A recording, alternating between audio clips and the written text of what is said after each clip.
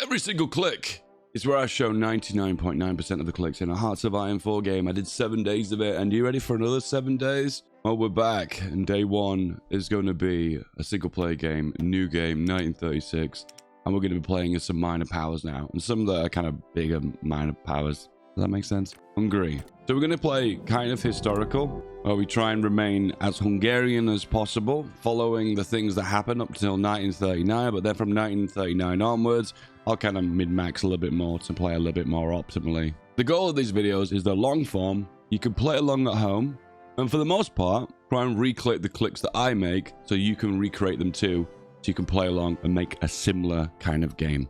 Be aware there's RNG in Hearts of Iron 4. Battles don't always go the same way every single time. So be aware you will not get a one-for-one result with what I'm getting. And also be aware, when I say I'm min-maxing, I will prioritize fun over trying to optimize everything. Because of course I could gobble up all the Balkans in 1936, 1937. But that wouldn't be very historical. And for me, that wouldn't be very fun. So I'm trying to optimize my fun, but then also give kind of a min-max experience for you guys. And if there's anything in the comments that I miss, and I will miss things because I'm not perfect, please let me know in the comments. And my objective will be to talk about game mechanics as I go. But there are any major game mechanics you guys aren't familiar with, let me know in the comments below. And then in the next video, the next day, I'll try and talk about those a little bit more. For instance, at the very start of the game, you have 3 civilian factories. When you click this, you've got the option to build mills or civvies. That's most of the time, that's what you build at the start of the Hearts of Iron 4 game. Hungary hasn't got a very big industry. And if you're going to go to war early, which we're not, making mills is usually a good idea. But as Hungary, you've got this. Minus 50% construction speed for military factories. You are actively banned from rearming.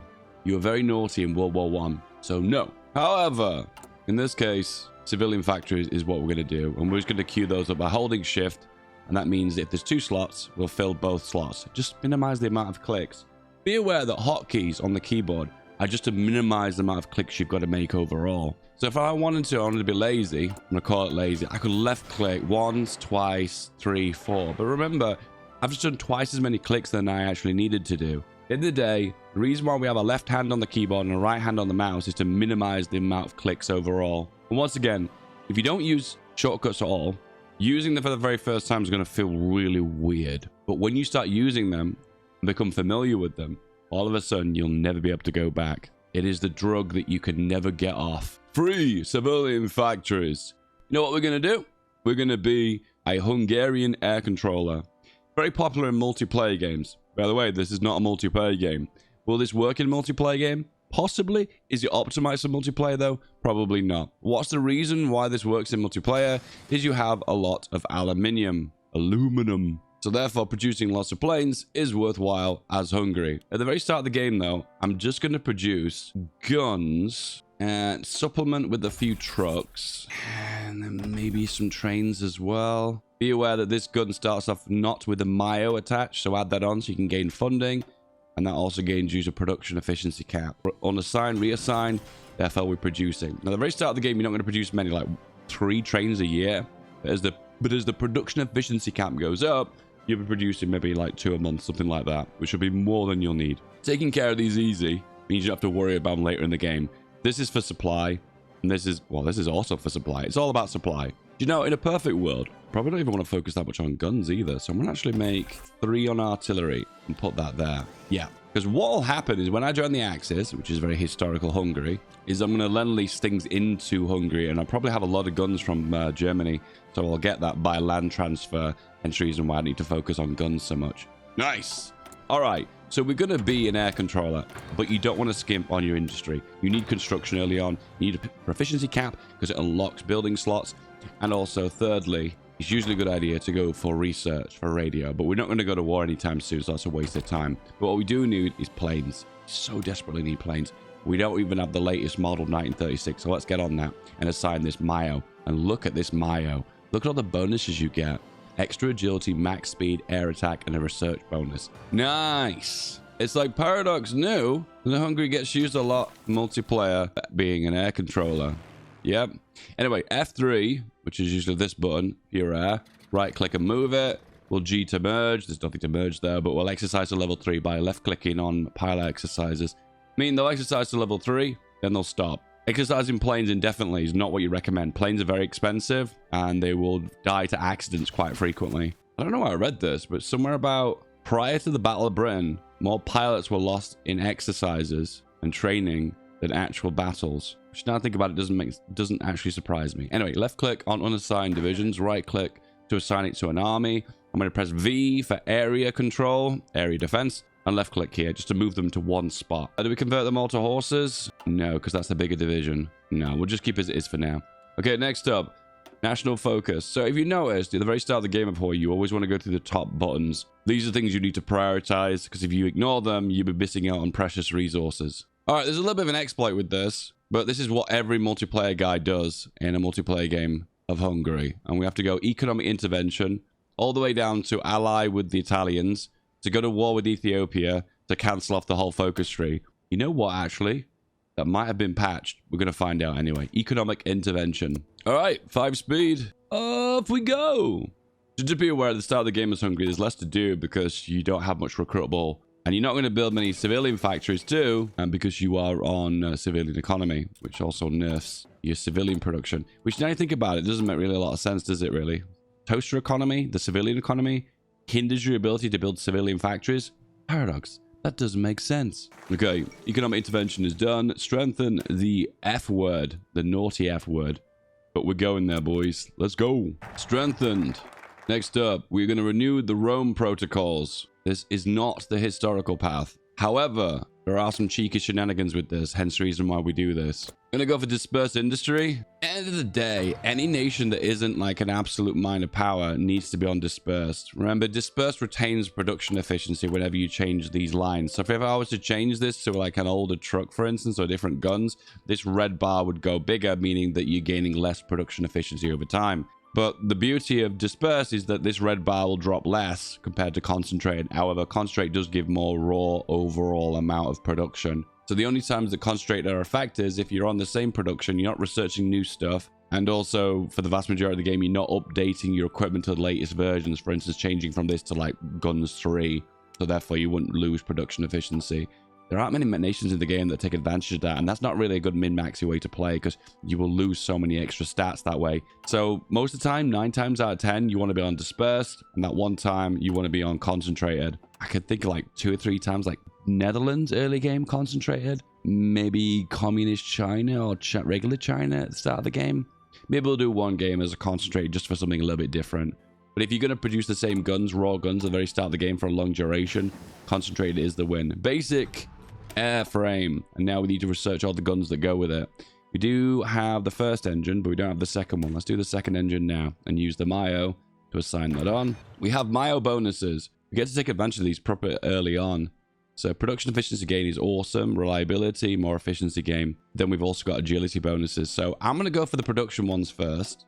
Then I'm going to go for the agility ones. There's also another one there as well. Then the agility. Agility, speed, range. The left ones are about ground attack, so I don't care about those. And the right ones are more ground attack. Yeah, we want to stack agility because we want our fighters to be absolute tip-top. Construction 1 is naturally followed by Construction 2. We've renewed the Rome protocols, creating a very ahistorical faction. Does it actually create the faction? No, we have to go for the bottom one to create the faction. Can we join the faction? No, we have to actually do the focus. We have to go further down. Protect Austria. Protect Austria at all costs. All right, now we need to go for the fascist demagogue because we need to be stacking lots and lots of the F word. I'm almost certain that YouTube doesn't demonetize me for saying fascist, but I just say F word because it's built into me. It's like I say Mr. H instead of Hitler. YouTube has trained me and softened me by the fear of not eating in one said month. The horror. What I might do early on is just produce a tiny little bit of close air support. No, I can't. Can't even assign to a Maya. We haven't got a close air support Maya. So what I was thinking of doing is going fascist as quick as I can. So therefore I can join the Spanish Civil War. They can grind some air XP. The air XP is nowhere as strong as it used to be. Oh, this is really lucky. This is a random event chance giving me fascism, recruitable population, but you lose a little bit of stability.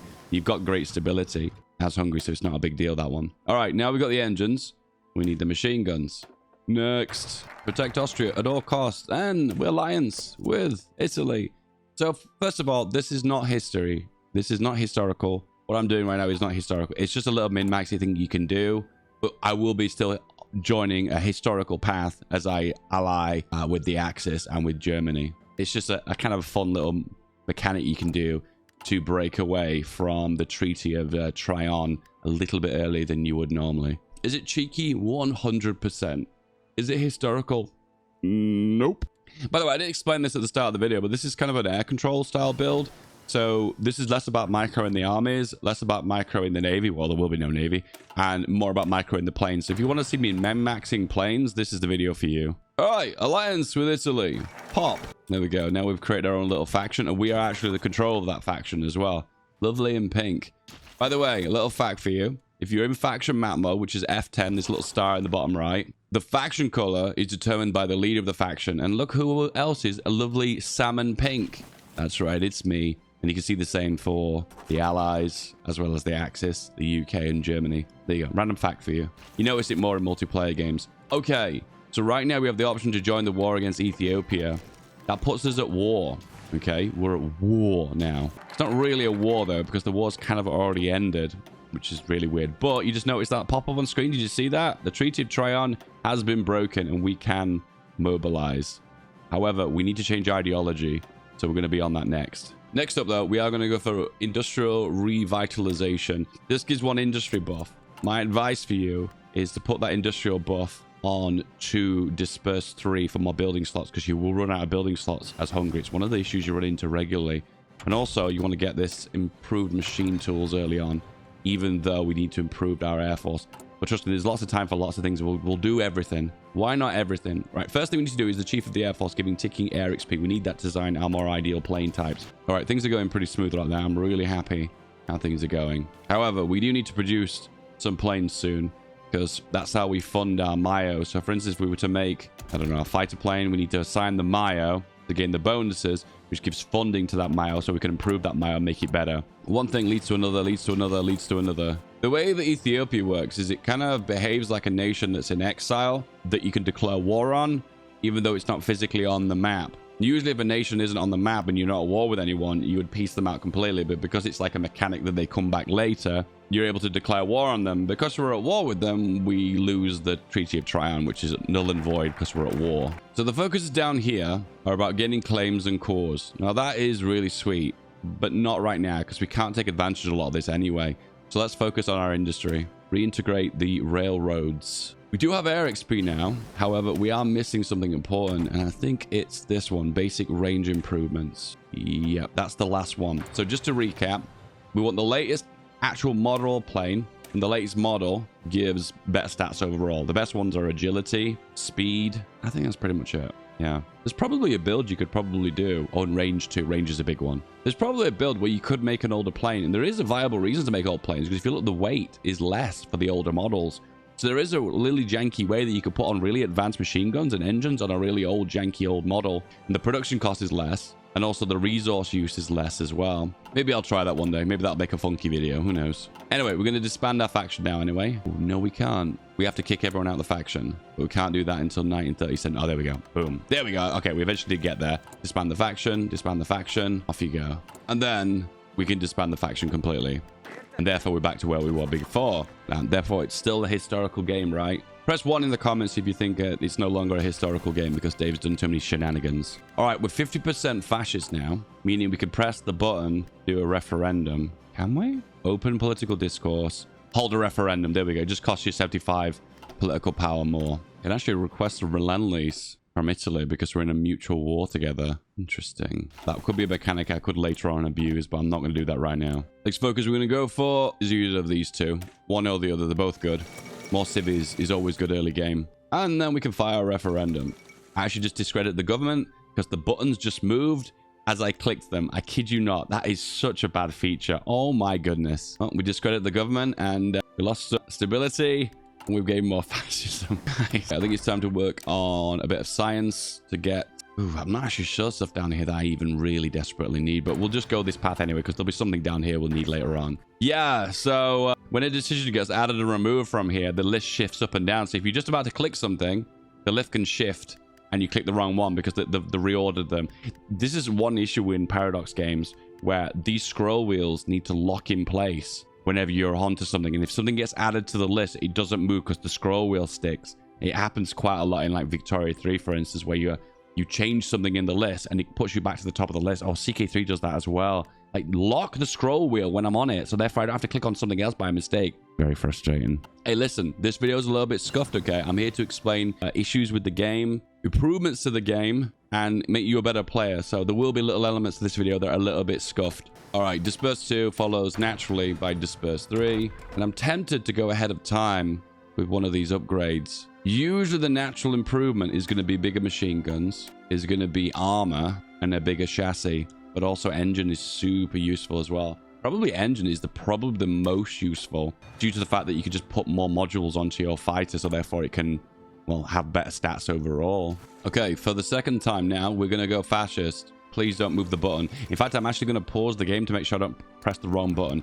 Boom. We are now the bad ideology, the naughty ideology. And now I can send volunteers, right? No, I don't think I can because I haven't got enough divisions. The 30 division requirement to send volunteers is really janky, isn't it? It feels like an old game mechanic that just never got updated. You can exploit that by getting a little bit of army XP, like 5 XP, and making a horse and then spamming horses. Then you've got 30 really tiny small divisions. Then again, do I really need to send planes? I don't know. It's just a thought that just entered my head. Anyway, regardless, we're going to go for the research slot because you desperately need it. However, you'll find because you're going down one narrow path as Hungary, you tend to find you need less research. And it's kind of such a relief to not have to be branch out to all different research areas like you would with Italy or Japan. You kind of just have a very narrow research requirements. All right, let's go for mechanical computing. I think I'm going to stack research. And the objective is going to be to try and beeline to more advanced technology like Engine 3, which is 1940 tech. The beauty of going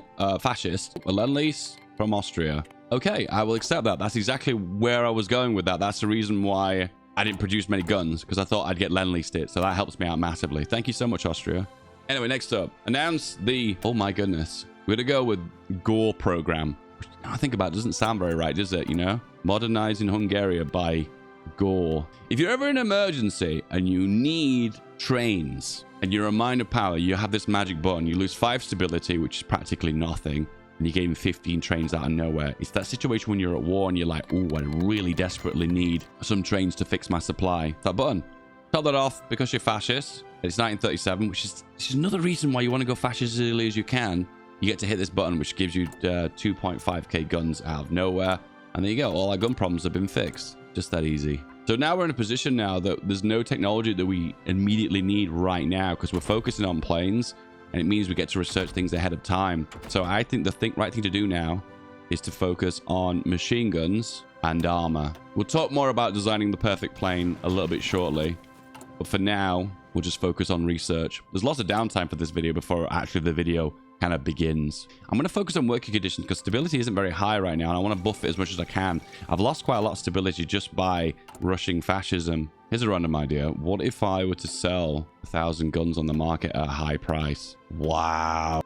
Now there's 700 because 300 wants to get bought by Italy. However, not many people are in my market. That's one of the issues with fascism in the international market. You have to spend political power to put people into your market. So therefore, potentially they can buy from you. But you don't know if they're going to buy from you. So it's kind of like, is it really worth it? I don't know. But regardless, we're getting a little bit of mile points here. We put them on as a high price. And Italy's buying them. So, hey, no complaints there. And it's going to buff Italy a little bit too. So you can't complain with that either. All right, then. The big unfortunate part here is this path on the left side is the stronger path. Because you get aluminium, you get some more steel. It's definitely the better path. You need the indigenous designs because it gives you the light airframe and then the light airframe, which is kind of a glitch because of the change to the air system. Anyway, regardless, yeah, domestic arms industry, 3 civilian factories. Oh, wow, okay, right, we can actually make a better plane now. Yeah, we can actually make a better plane. So let's do that. So we select the basic airframe and we are going to assign the Mayo, which gives reliability and also those other bonuses. We're also going to upgrade, which gives a better engine as well. We're going to put drop tanks on it and then double machine guns. Well, quad machine guns ×2. That's so difficult to say. I don't know. It doesn't roll off the tongue. This is going to be the subscriber plane. Are you subscribed? Maybe you want more content. I don't know. Maybe tell YouTube you want more content. This is the subscriber plane. I'm also going to change the icon too because I hate that icon. Looks absolute trash. We'll go for that brown one on the bottom. Boom. Assign the Mayo. And now all excess planes will be produced from here. So that means we produce less artillery. Yeah. Now is the point we need to make mills. So we're going to shift left click on the one with 100% infrastructure, and then this one as well. You run out of building slots as Hungary so quick. And there we go. We're actually producing planes at home with a resource penalty of 7%, which is not great. However, later on, we'll take care of rubber by building our own refinery tech. The beauty of this now is that we're getting funds for our Mayo. Can you see that 46% size 2 for the Mayo? But now he's adding funds based on the amount of mills that are assigned. And I'm kind of hoping it would go up. Come on, go up. 46%. Wow, you gain funds really slowly, actually. You only gain 0.1 funds per mill. So if I assign more mills, I would actually gain more size. Man, that goes up so slowly. And it has gone up by 1%. There you go. It is going up. The more mills you assign, the more funding you'll assign. Also, make sure you assign the auto upgrade. That way it'll save you air XP, and it'll also assign upgrades automatically. For instance, if you get a new chassis, which eventually you will. But if I sell some other gear as well, I feel like I want to sell a bunch of stuff right now. Just in the event, I could just gain a little bit of construction bonus. So FYI, when you sell things on the market, you gain Mayo points. Economic surplus, this one, which gives a construction bonus. When you sell things on the market, when you buy things on the market, sorry, you cost your civilian factories. So you get different resources each way that you do it. Add that to the market. Is anyone going to buy it? Probably not. Germany will buy us some support equipment. You know, have it. It's yours. Also, we'll say that you can also accept requests as well. So that way I don't have to click at the top of the screen anymore. Once again, this is worthwhile because it's giving a construction bonus, which will pay off in the long run. I've just realized what I need to research next that's really crucial. It's just popped into my head. Disperse 3. Super important. It gives building slots. You've only got 3 building slots. That will expand later on, but for now, that's really important. Make sure you get the building slots down.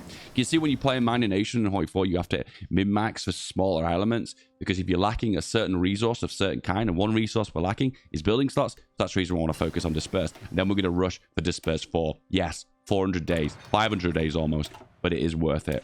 Computing machine for the research. Okay, are we in a position now that we can assign something worthwhile? I think we want Silent Workhorse. Then War Industrialist will be useful as well. Yeah, Silent Workhorse. All right, next up, we are going to go for either the mills, the civvy, with the building slots is useful though, or we can start working down the right path here, which establishes an air force and gets us the design bonuses. I think the right path here is the right path. Right path is the right path. Right is right. Press 2 in the chat if right is right. And the other industrial bonus, which you can see that if you go into research and hover over here, you can see we have 100% research bonus for industrial tech. So in this case, we'll go for basic machine tools.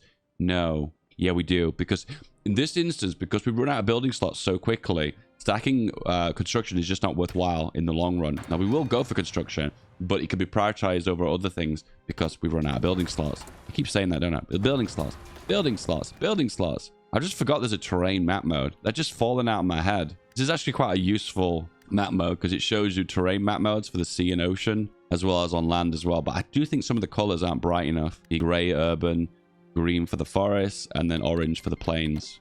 Actually, I've just dawned on me, actually. The political power is not the one we want right now. The one we wanted was to mobilize fully and go for war economy. That would have gained us so much more extra civilian factories. Okay, lesson learned. Anyway, next up. More research ahead of time. We're going to go for the heavy machine guns. And to top that off as well, it's time to add on armor. This might not be viable. Yes, it will be viable. So you've got a choice here. Self-sealing is great because it adds armor on and it doesn't hurt the range of the aircraft. However, it costs you +1 rubber, and rubber is something we don't have much of right now. So I think armor is the way forward. Yeah. So once again, with planes, you want to try and get the agility as high as possible for dogfighting, while buffing other stats but not hurting their agility. You can get more agility if you remove things off the aircraft. However, the other stats feed into agility to help you. Agility is basically just defense in the air whilst dogfighting. So right now I could make the agility higher. However, the other stats need to be balanced out evenly as well. It is kind of a bit of a balancing act. It's a matter of getting most air defense, most air attack, while maintaining as much agility as possible without going over the weight limit. Perfectly balanced, like all things should be. Just FYI, by the way, if you're scared that you're putting things on the market and you lose that equipment, at any time you can just cancel it and it goes back into your stockpile. So don't worry too much about losing all your equipment. It's not a big deal, trust me.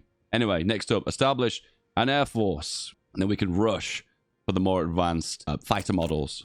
Okay, right now we're building in 80% in northern Hungary, but this region here has 100%. So we want to prioritize that. I held shift and control to shift this to the top when I left click and also to build the max amount of building slots, even though there's only one. So the hotkey there was kind of redundant, but it did shift it to the top anyway. Once again, hotkeys for the win, lads. Okay, we need air XP. All right, and one way of getting that is to send air wings abroad. So what I'm going to do is make a new division, and that is going to consist of a single horse, which is universally good, because what we get to do with this is use it as a occupied territory, which we will be taking advantage of later on. Then we need at least 30 of them. But what we'll do is convert all these to that smaller division to flood our equipment back into the stockpile, so back into training. So it goes in one continuous circle. To be fair, we only need 14 actually. We'll deploy those immediately. I'll be fair, actually. Now, the more I think about this, that we don't actually need the XP that badly for air, because you gain an absolute crap ton for assigning this guy. But regardless, we'll do it anyway. All right, war economy, which gives us access to another 2 civilian factories. Wow, I thought there'd be more than that. All right, deploy these divisions. Now we're over the 30 requirement, so I'll just assign them onto that one army. Then I right-click onto China, send volunteers, send just air volunteers. I'm not caring about actual divisions. Then we'll send the one fighter, our best boyo. I'm probably going to exercise this to level 3 first. We can also do a quick deploy here by clicking fighter, clicking here, and that just assigns 1 extra firearm. We'll use that more later on, and it'll just save us a lot of clicks. All right, next up, boost the Hungarian aviation industry. There we go. The fighter is now ready. Oh, we just lost one of them. I tell you, you lose so many in air accidents. Anyway, regardless, we'll send that one air wing over and pop him here. For some reason, he doesn't want to go. Oh, so there's actually a limit of how many planes we can actually send. This is one of the issues with minor powers in Hoi. You kind of limited what you can do. And because our air force is so small, we're unable to have one limit to send exactly just one plane, one air wing. We're under the limit. And the only way we can increase that limit is by deploying more planes overall. What if we send volunteers? Oh, you can't send volunteers to both sides, can you? If we send volunteers to the clique, I wonder if there's a way around it, that's all. No, there isn't. It would usually say 0 of 1, meaning you could send 1 air wing, but it won't let you. We just need to deploy more planes overall, then we'll eventually get the ability to do that. Regardless, we've just got the latest machine guns. So we'll pop on heavy machine gun 1, heavy machine gun 2. However, we've run into an issue. We're now overweight. This plane cannot take off now because it is too chunk. So we can't save it. So I think what we do here is we actually remove the armor. This is the reason why having a bigger engine is worthwhile. 2 heavy machine guns. The weight and thrust is perfect now. Top that off, we can add the extra mile upgrade, which gives reliability. And we're going to save that and start producing it. So overall, this plane now, if you compare the two, you click on equipment comparison, out of date, and it was the Mark 1 versus the Mark 2. So this is the Mark 1. No, this is the Mark 2, sorry, the top one. And the Mark 1 is the bottom one. So the Mark 1 had slightly better agility by the smallest margin. Also a decent amount of extra air attack. However, the amount of actual air attack now it's got is significantly more.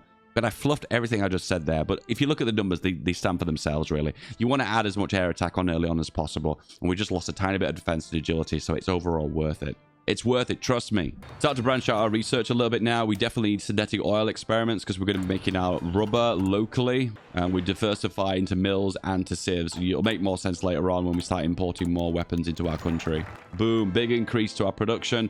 Now we have a penalty of 32% for rubber. So we need to import that a bit from France. One thing we could also do is start upgrading old models too by putting on the machine guns. Upgrading allows you to upgrade a plane that has the same chassis with a basic small airframe, but change it from this to this by basically adjusting the modules and adjusting, in this case, the machine guns as well. I just realized this is...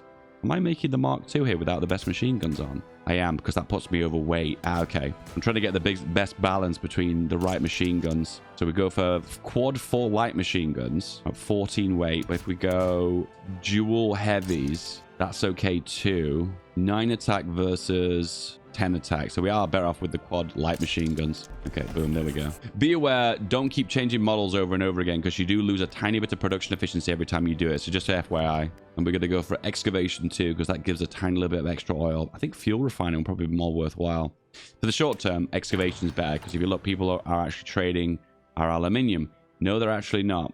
No one's getting our resources. Sad. No one wants Hungarians' resources. Very sad. All right. We're getting into the meat of the focus tree now. So, indigenous designs giving a big research bonus to air research. Not massive, but it's these two ones we want, these two focuses. Both of them give a cast ahead of time and a fighter frames ahead of time.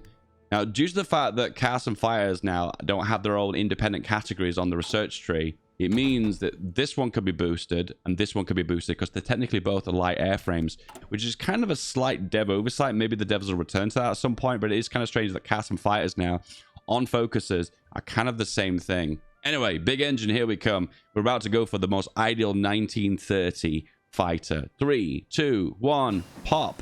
Okay, it's auto upgraded, so it's added the big engine on.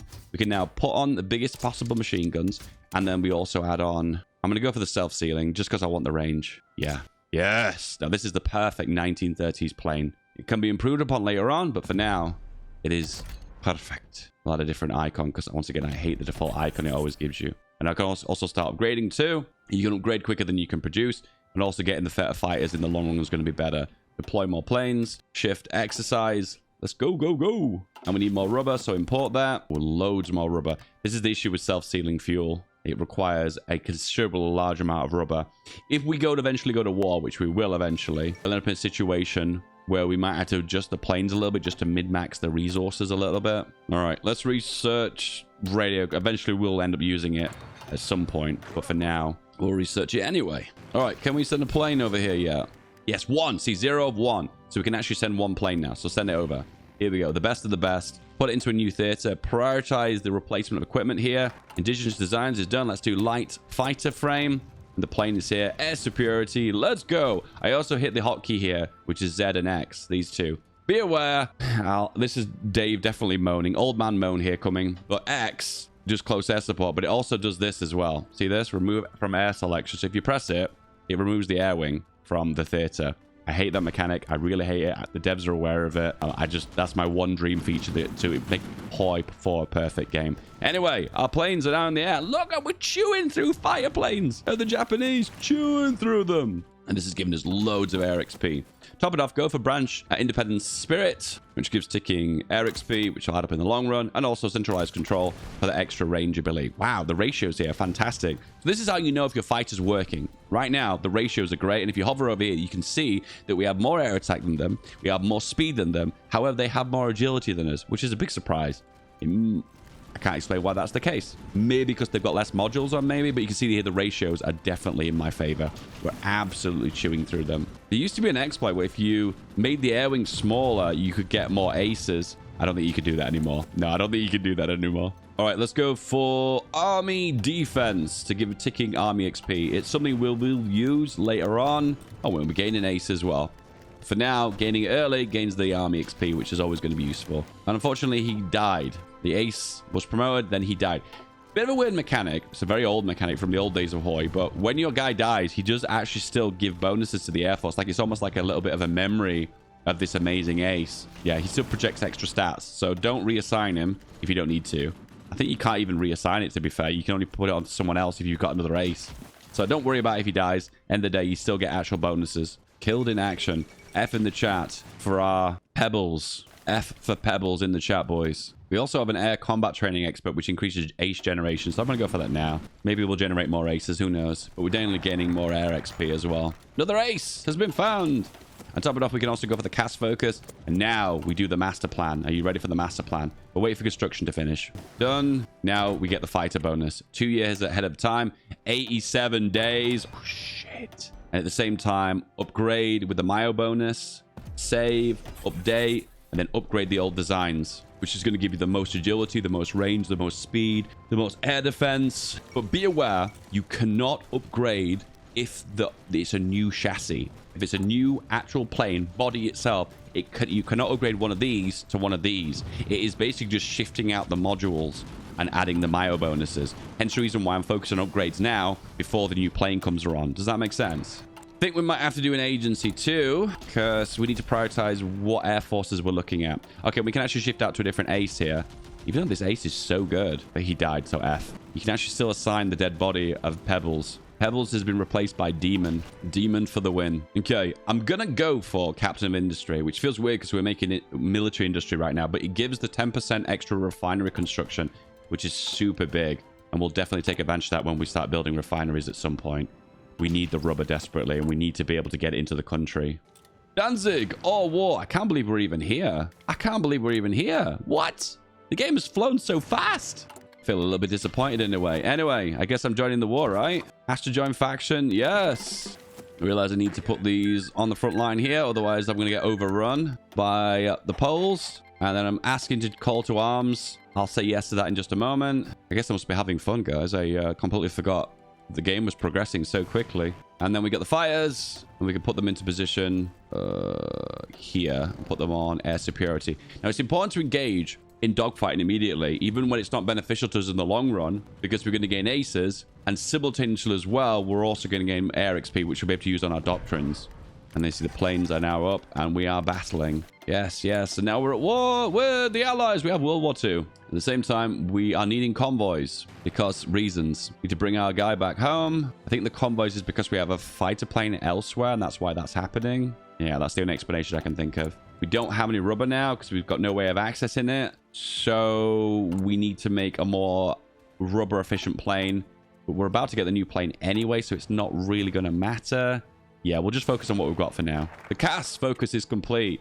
So therefore, I go into research now. You can see we've got a limited bonus for CAS. Get this, light airframes are classed as CAS, so we get to rush this ahead of time. Once again, I do think this is dev oversight. This will get patched at some point, but you have the ability now to rush some pretty advanced planes pretty early on, which is amazing. Okay, we do. Oh, it's because we're trying to get convoys here, so we need to do it by land. Ah, that's the guys. There we go. And now our planes are up. We had no air efficiency too, so it wouldn't have been doing any damage anyway. And now we have refineries. And the first thing we'll do with refineries is focus on rubber and get that immediately. All right. So now we can focus on synthetic here. Synthetic bonuses. We will come back to that, though, because I think there's something else we can do. We can reaffirm claims, which we will do at some point. We can go for the extra building slots, which we will do. And then we can start focus on refineries. We can go here and here. Because we've sided with the Axis with this, we've gained southern Slovakia and also this bit here of Ukraine. Oh boy, nothing good can come of this. Move the planes over and split them. Press S to split, so select different air wings and then start using them in this air zone, and we're trading really well. And once again, we're damaging the air force for the allies, so it is hurting them in the long run. I'm going to convert you guys to a better division, this one. And this is going to put us in a massive deficit of guns. However, it's not a big deal. What we'll do is assign a field marshal, which is always good too. But then we'll also get imports of guns. And Germany hasn't annexed Austria, by the way, because we're guaranteeing them. But that actually denies them from getting Austria. Interesting. We can delete 6 divisions down anyway, because we just need the full 24. But then we'll get imports of Lend-Lease, so it'll all be good in the long run anyway. Move our planes forward now. Once again, the closer we get to the battlefield, the less range penalty we get. See, airbase, insufficient supply. It's just the supply that's the problem. Can we just click on this C zone here and click don't use convoys? But then there's no way for us to get supply here. So we do need a few supplies, so a few convoys. Buy convoys, 20 convoys from Italy. Yeah, we've got to do that. We need a few convoys, just a handful of them, so we can actually transport supply. We've just upgraded the plane again. We've got the latest version here now. Boom. And then guess what? The next plane. 405 days. Do it. Look at all those Mayo bonuses as well.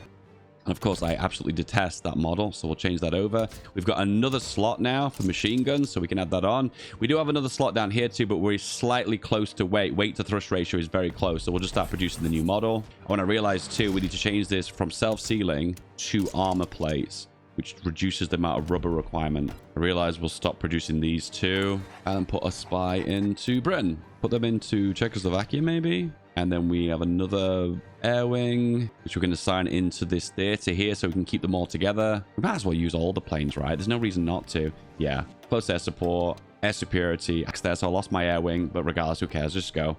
Also got an ace. No, we don't. We don't have an ace. And then the trading here is amazing. You can see now, if you hover over the skull, you can see that you've got more air attack, more agility, and more speed.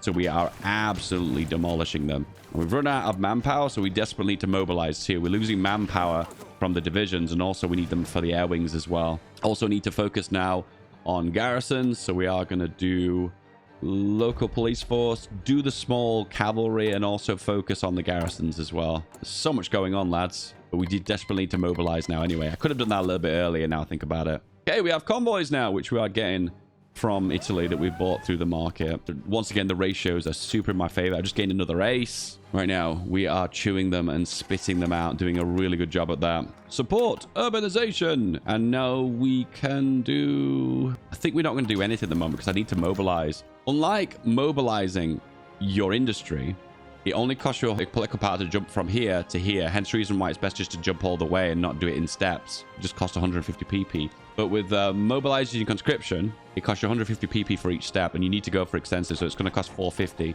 But remember, when you don't select a national focus, you gain double political power per day, or +1 per day. In that case, I'm not going to select any. Realize that Germany's having a really hard time breaking Poland here. Oh, no, they're not. We're actually on time.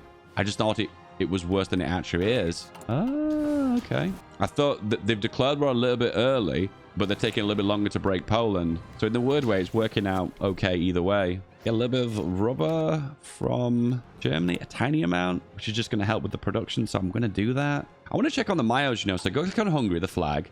Click on the plane Mayo. The MW aircraft, which is a now size 4, which is awesome. You can see the bonuses you hover over it here. Reliability bonus, speed, agility, air attack, and production efficiency gain. And you can see the ones that we've completed so far.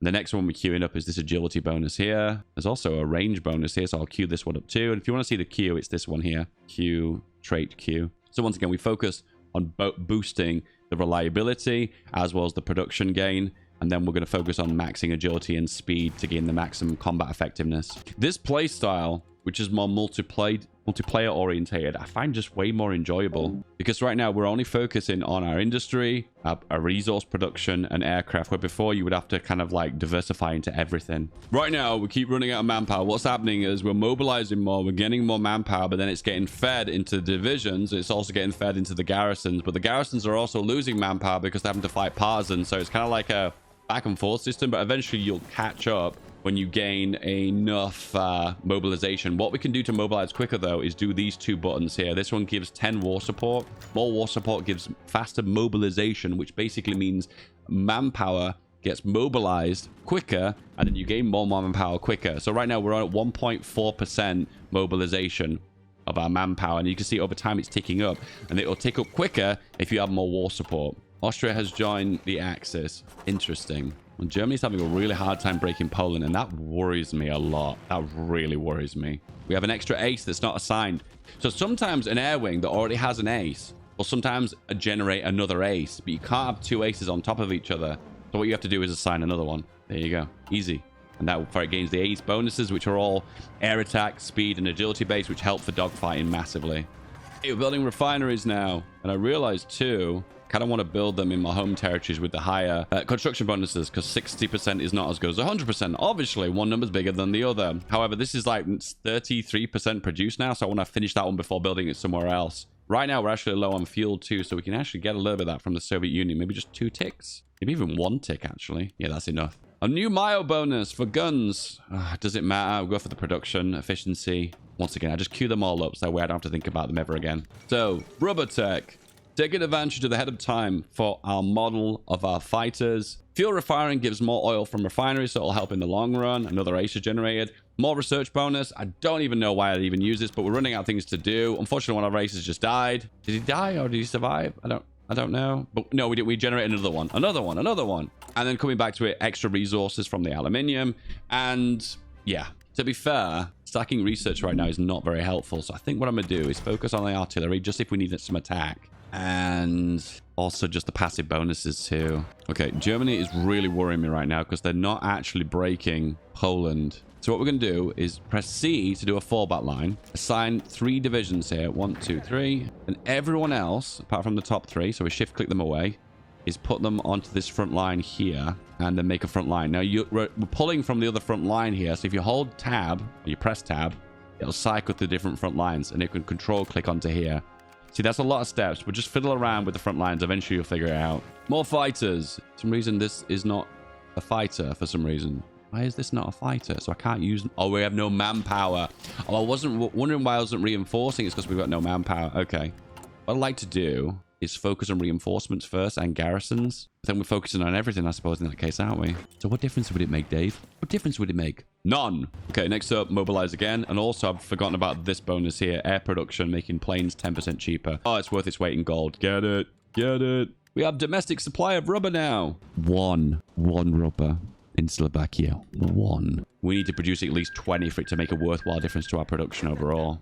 All right. Can we exercise? Should we exercise? No, we shouldn't. But if we attack, it might incentivize the Germans to push, and it has. So what happens is sometimes the AI doesn't want to attack because it doesn't think it can win. But if you put your troops on the front line, then make a push, it incentivizes them to push because then now they think they can actually win. I think that's what was happening just there. I think it's weird because of Austria existing and Germany not pushing. I presume that's the problem, but we've made it encirclement. Wait, look at this. We're not even focusing on our armed forces, but all of a sudden our armed forces are kicking absolute. What I ideally want to do is research as much rubber as I can, but then when it becomes ahead of time, then take advantage of this 300% bonus. Yeah, that's what ideally we would like to do. Is this almost done? Yeah, it is. So we'll do that now. Cancel it. Synthetic resources. Then what happens then is because it's ahead of time, it takes longer. But with a 300% research bonus, it takes less time. So therefore, you take advantage of futuristic technology, but with a big research bonus. So you take advantage of as much tech as you can. Does that make sense? All right, Poland has finally fallen. Now we can move our planes over to here and take advantage of the lowlands. And now we're fighting proper planes now. But we still have more air attack agility and speed than them.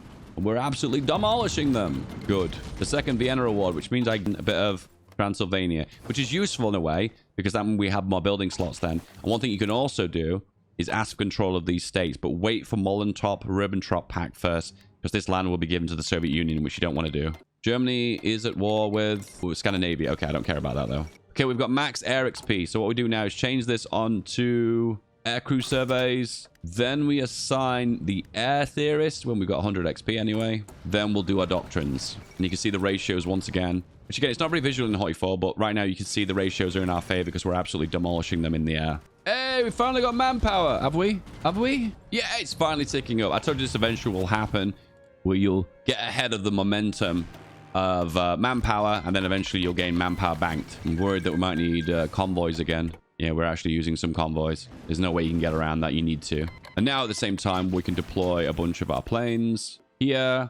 Exercise to level 3. Assign them to this theater, but say low priority. So that means if we lose planes on the front line, which we will, when we produce new ones, they'll be flooded to this air wing first before going into this one that's low strength. Does that make sense? Because obviously you want the highest amount of strength on the ones on the front line, which makes sense. We also have more aces too, so assign them. 1, 2, 3. Be aware aces aren't all the same. Just a heads up. Aces aren't all the same. If you look at the stats, some of them are like higher levels. This one, Moose, has plus 10 agility compared to the other ones which have plus 5. So just be aware that some of them are like better than others, but it's kind of hard to tell just by eyeballing them which one better than others. So look, we've got 300 planes here. They have 1,000 and we're absolutely demolishing them. The ratios are massively in my favor. If you look really closely, are we actually projecting our points here? Yeah, the enemy is losing 24% of its defense due to our air superiority bonus. We are very fat. More rubber. And then more rubber, more rubber. And we've got 100 XP now, so we can select the air theorist. Then we can go for air tech. And then we can go down the path of strategic destruction, giving ground attack, air mission efficiency, dogfighting experience. This one's a big one. And also this one's a big one too, giving 10% extra agility. And you want all the way to the bottom because you want the extra air superiority bonuses, which projects more air superiority, which means more planes have like more projection for one individual plane, which reduces enemy defense and breakthrough. All right, the planes are here. And also click more air crews, which gives overall more air efficiency, which overall gives more range. And once again, the ratios here are massively in my favor as I absolutely chew through them. The issue is going to be when we run into the British planes, which tend to have better stats overall. And in that circumstance, they're probably going to do a lot better against us. Autarky is done. Next up, synthetic industry giving 1 synthetic refinery. That makes me so sad. 70 days for 1 building. That makes me super sad. Same again. Myos for guns. Because we're producing a steady flow of guns, I'm trying to stack all these Myos in advance. Something that I'm not really going to look at too much with this game because it's mostly focused towards an air wars and air battles. So we've got 2 air wings here. They've completely depleted all of their planes. Just delete them then. The fall of Paris. Paris is gone. Next up, the battle of Britain. What we'll do is wait for these guys to max their airs out. So they're level 3, so they're getting the biggest bonus. Then what we'll do is send them over the English Channel. Vichy France would like to send us convoys. That's very nice of them. And also, I've noticed this plane can be upgraded. See this plus arrow here? This is a Myo bonus. And if you select it, it gives max speed and agility, which is something we desperately need. So take advantage of it. Do it. Also, Vichy France can offer us a bit of rubber. I will definitely take that. The benefit of upgrading the chassis of your fighters is they have extra modules slots. So for instance, this one, you can see 3 weapon modules at the top, where the older model, we'll use this as an example, this is the super old model, only has 2. And I believe the most advanced fighter in the game has 4 weapon slots at the top. So you can put 3 machine guns and like a bomb bay, for instance. Okay, we're just going to put you guys here. Actually, no. What we need you guys is here. Oh, hang on. Yugoslavia, we're going to declare war on them. So we're going to put them here. What I was thinking of doing is putting my infantry in Italy just to avoid getting naval invaded from the Allies, which always happens every game. So I'm going to put everyone on the border of Yugoslavia. I'm tempted to declare war on them too, because eventually we gain cores to this focus anyway, which is going to help us because with cores, we get to build more building slots. The Great Battle of the Building Slots, big issue for Hungary. So what happens is if you lose your planes to accidents, which happens naturally, you end up losing it. And that way, when it gets to level 3, it won't keep exercising them again. So exercise them to level 3 again, get them all the way up, assign the aces, not there aren't anymore. And then, in this case, put them all together in one big blob. And then start doing air superiority, which is Z, more air crews. Here we go, the Battle of Britain, and the ratios massively favor me. Oh, look at these ratios, lads. 17 losses, 15 losses, 3 on my end. We are taking heavy losses as a proportion of overall industry, because remember, Britain has 70 mils, where we have 18. So from a ratio of industry perspective, it's kind of even though it doesn't look that way. Of course, favorably from a war perspective, they're losing badly. But from a industry perspective, it's kind of even. So we need to be trading maybe like 30 to 0 before we can get like an even trade based on the overall amount of mills.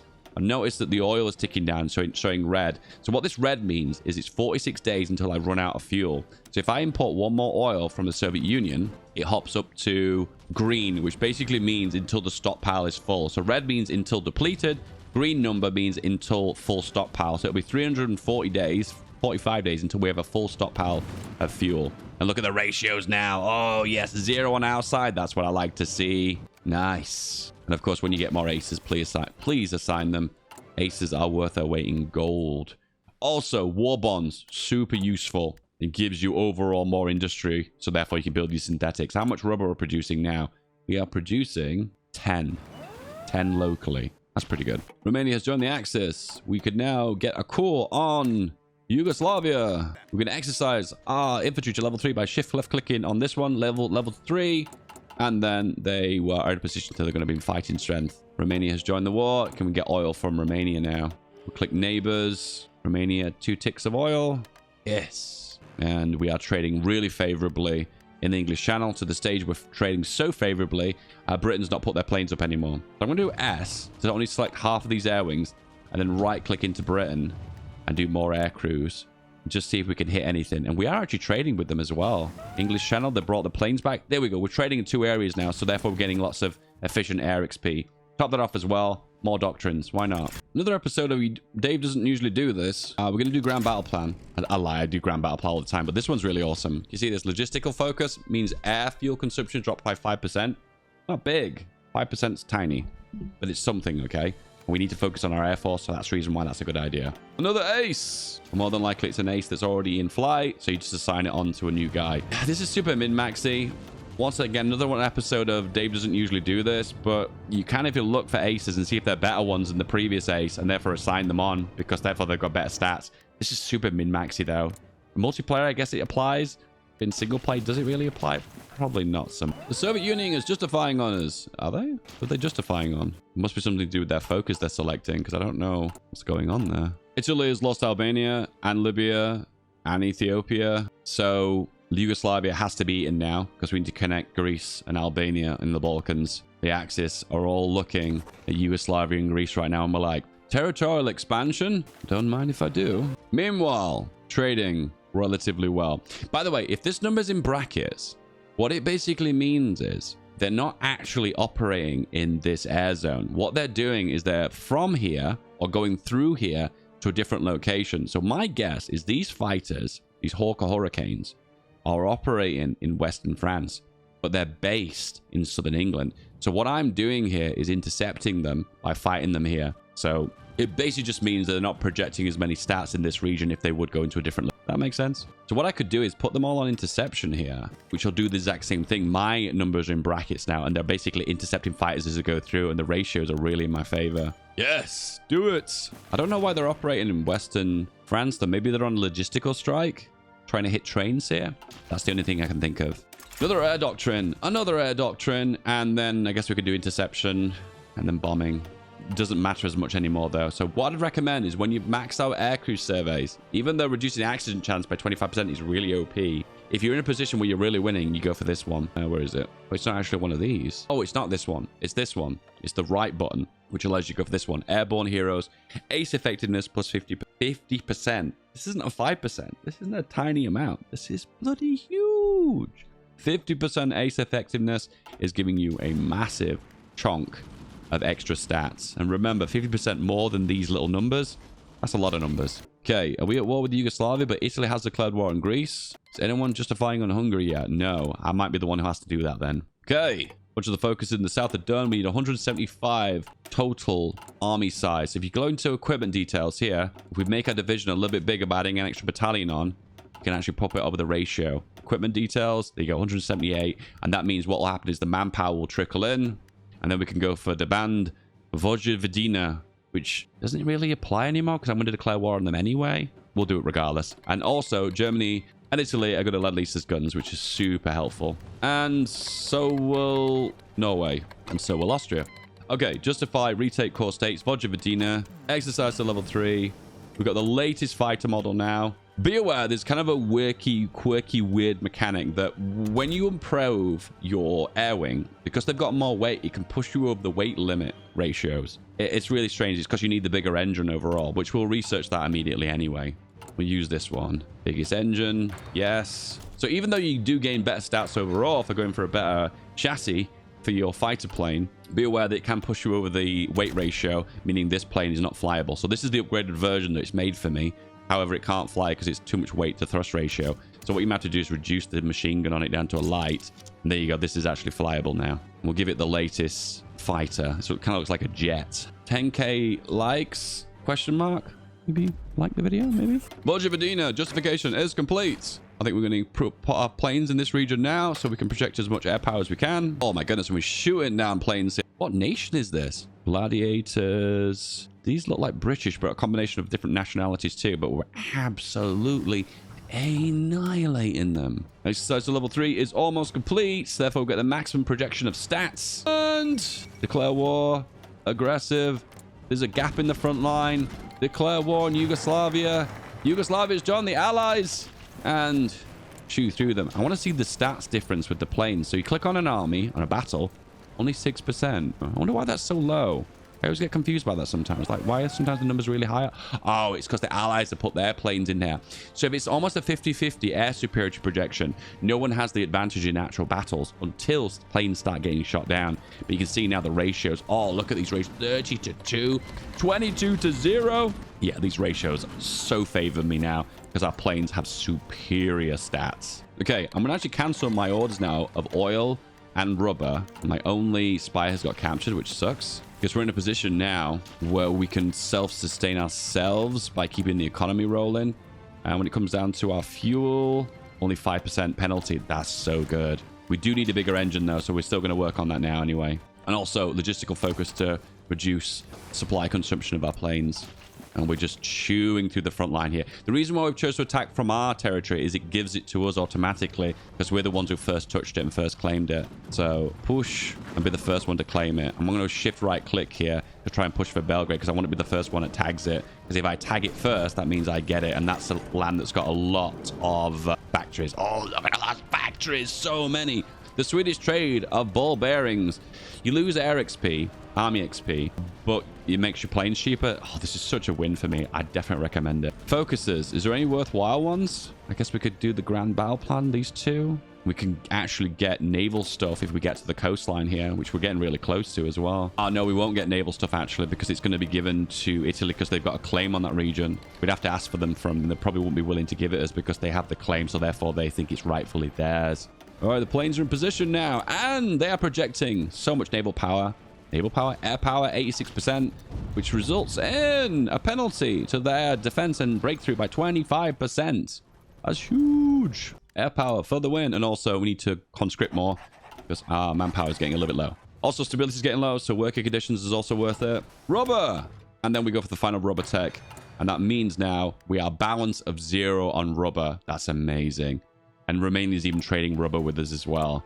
Nice. And bashing through those mountains is hard work. France would like to give us convoys. I will accept convoys every single time. And we're also a little bit behind on guns as well. Feels like a bit of a net loss here because I'm just bashing against the mountains here. However, I want to try and get as much territory as I can. So I just want to try and... Oh, there you go. Doesn't matter. Doesn't matter. It was worth it in the end. Now, there's not much divisions left. So I just mop everything else up. There's a chance we can probably get this state here as well. So I'm just going to hold shift and beeline to it. Once again, full air superiority here. And then we'll move the planes down once again and start projecting into Greece. We done? We done? There we go. We done. We're done. Okay, I don't want my troops anymore fighting on these front lines because this is like a traffic jam when it comes to supply. So not going to happen. But we will project our planes in this region. And this is going to do loads of damage to the allies. Yeah, look at the ratios here. Take a shot every time Dave says ratios. Oh, yeah. Okay, we're a little bit low on fuel. So Romania, 1, 2, 3. There we go. Loads of fuel. So here's the Hungarian fighters just zooming through the air, doing absolutely ridiculous damage. Italy offers Vojvodina in exchange for mutual guarantees. Yeah, whatever. I already have it anyway. Oh, look at this Hungary. Now, can I ask for some land? No, they won't give it me. They believe it's rightfully theirs. Yeah, he says it's a claimed territory, so they're just like, nope. This one's claimed, yeah. So we can't actually get to the coastline without declaring war on Italy, which is really rubbish. Kind of cute if we were able to get to the coastline, wouldn't it? Just for a laugh. Anyway, claim lordship over Slovakia. Gains as Slovakia as a puppet off Germany, and Germany's like, yeah, sure, you can have it. Because they would do that, wouldn't they? Is that historical? I don't think so, but we're past 1939 now, so historical is definitely at the back of my mind. I don't care about as much as I ever did before. We'd upgrade our spy network a little bit because if we become a spy master and have multiple spies, then when we have multiple spies, we can start doing actual spy missions and actually caring about what we're doing. But at the moment, we don't care. So that's the reason why I'm putting the back of my mind again. Back of my mind. Back of my mind. Don't care about outdated equipment anymore. Can we deploy more air wings? So click on an air base and hold shift left click. Loads of air bases. Once again, new theater. Put them on low priority. There you go. Exercise to level 3. And do we have aces? Yes, we do. We have so many aces. It's reaching the point now that I feel like we're so winning in the air that the air is ours. Yeah, we're absolutely demolishing the air. And right now, it's a bit of a slow grind here. However, we are winning in the long run because the air power is projecting so heavily well. Yeah, 30 to 22% reduction in defense due to having planes here. Now, you guys are going to say to me, why don't we start doing close air support missions? Why don't you add bombs onto these planes? Now, we are close to that, by the way. We're really close to that. We could start adding on bomb locks to do close air support damage. However, bombing missions are so much more riskier. And if they have anti-air on the ground, which they probably will do, there's a very, very high chance we're going to lose our planes. So I don't ever want to be in that position. I realized you could go here, put you to the bottom. You go here, you go here. Yeah, I just want to prioritize my planes over everything else. I just realized that wasn't prioritized. I also realized that this could be the bottom 2. This could be the bottom 2. And this could be the bottom 2. Because the aluminium and rubber is going to go to the top ones first. And of course, these use a little bit of aluminium and rubber, so I don't want you guys to be the top. And we maxed out our air doctrines. Done. At the same time, we could take advantage of airborne heroes. So the downside to this is you lose a bit of air efficiency with centralized control. Air efficiency tends to give you range in the long run because it increases the malice that you get for being out of range. But right now, because our fighters are so advanced, we're going to project our stats better if we had aces. Bit of a hard one, that one, I'll be fair with you. But when you've got the maximum amount of range, it becomes less of an issue overall. I think probably what we could do then is take off the defense and just focus on pure range. Yeah, I think that's the actual strat there. Yeah, that's the strat. We're going to go for range-based overall now because we have the air superiority, so I don't care as much about the stats when it comes down to keeping the defense up. What about adding self-sealing? Oh, we could even do that because the weight of that is so low. Yeah, we'll do it. But now we need an absolute crap ton of rubber, which we can't get locally, so we'd have to produce it at home. There's no way around that, really. So now the air efficiency we'll lose when we hover over here will be less because we're going to have less of a range problem, but we need to produce those new planes to take advantage of that. Right now, we're on low in supply because they've overstacked this airbase. What we could do is split a few off and move them here. Yep, S to split a few, move them over. Yeah, that looks good. Still a little bit overstacked here, but the penalty's pretty small. The way it works is if you're slightly overstacked on an airbase, you get a very small penalty of 5-10%. But if it's super overstacked, like 200, 300 extra planes, you lose like all the air efficiency. It used to be an issue in the olden days where if you were over by one plane, you'd lose all your air efficiency, which I just think is kind of weird, really. But now it's kind of a sliding ratio. All right, lordship over Slovakia, and they say no. We have a war goal on Slovakia. That doesn't even make sense. We're asking Germany. Why would they have a war goal on Slovakia? This doesn't make sense. The only way that's viable is if you rush that early game before Germany does Czechoslovakia and Sudan. Whatever. Anyway, 10% stability. Proclaiming Greater Hungary. We are now great. Make Hungary great again. I'm going to focus a little bit on local oil production so we don't have to import it from Romania. Still working on the engine. It's way ahead of time. Guns, soft attack, soft attack. We're not really involved that much in wars, but we're just catching up now anyway. One thing that could be useful is because you're so outdated on technology, what you could do is join technology sharing, which will give you like a 30 or 40% research bonus overall to catch up on certain technologies. It's a really good way that you can catch up overall. I can't believe they're struggling to break Greece so much. Next up, I'd also want rocket artillery. Rocket artillery unlocks this. See these rocket rails? The beauty of rocket rails is you get to do close air support missions, but you lose no agility. Compared to bomb locks, where you have to get really close to the ground to drop your bombs, which is vulnerable for the fighters, which is also vulnerable to get shot down. But rocket rails can be shot from really far away. However, they don't do as much damage, but they get to do close air support missions. So I'll probably add that on to my fighters when we start producing more of the newer model. We'll import a little bit of rubber from a bunch of close nations here, just so we can keep up the production of fighters. Once again, you want to keep your production of fighters up, because remember, you're always playing with the ratios of fighters you're going to get from the allies, and the allies can always outproduce you. The UK has got insane industry. The United States has got even more insane industry. And the Soviet Union, they're all pretty insane, okay? You get the idea, right? Hey, and we got a little bit more local rubber, and we're so close to balancing our rubber now. Here. Yep, more refineries. We're actually getting good trades right now with the Axis because people wanted to take a rubber offer, so it's even good for our industry overall. What goes around comes around. One big circle, the rubber trade of the Axis. Yeah, I'm to be honest with you, these bonuses here for improving our troops with Grand Battle Plant is actually completely useless. We're better off going for this one, air production, because it's going to reduce the cost of planes overall, so we can just produce more overall. So it's definitely going to be worthwhile in the long run. I want to check out on Myos as well. So Myos, aircraft designer. Look at the bonuses now. Agility plus 15%. Wow. Details. So the next one we're working on is this max speed and agility. Then max speed agility, max speed agility, max speed agility, air attack. And also this range one we'll come back to later on as well. I'm going to go for the next upgrade. Then we're going to go for Air Force Department. What's something I don't usually do? More planes? Yes, more planes. And put them here, here, and put them here. Air superiority. So the more planes you can project, the more air superiority you can get overall. And that means more of the bonus you can get to reduce their breakthrough in defense. So if you look here, you can see that their defense is reduced by 35%. That's pretty juicy bonus. However, there is a traffic jam here. So that's the reason why the AI sucks so bad. I guess we could build a portal and help them out here. But however, we want to focus on our own industry. It's really annoying that the AI is losing so much equipment here, though. But overall, we're winning the air war, so it's kind of worth. More planes? Yep, more planes.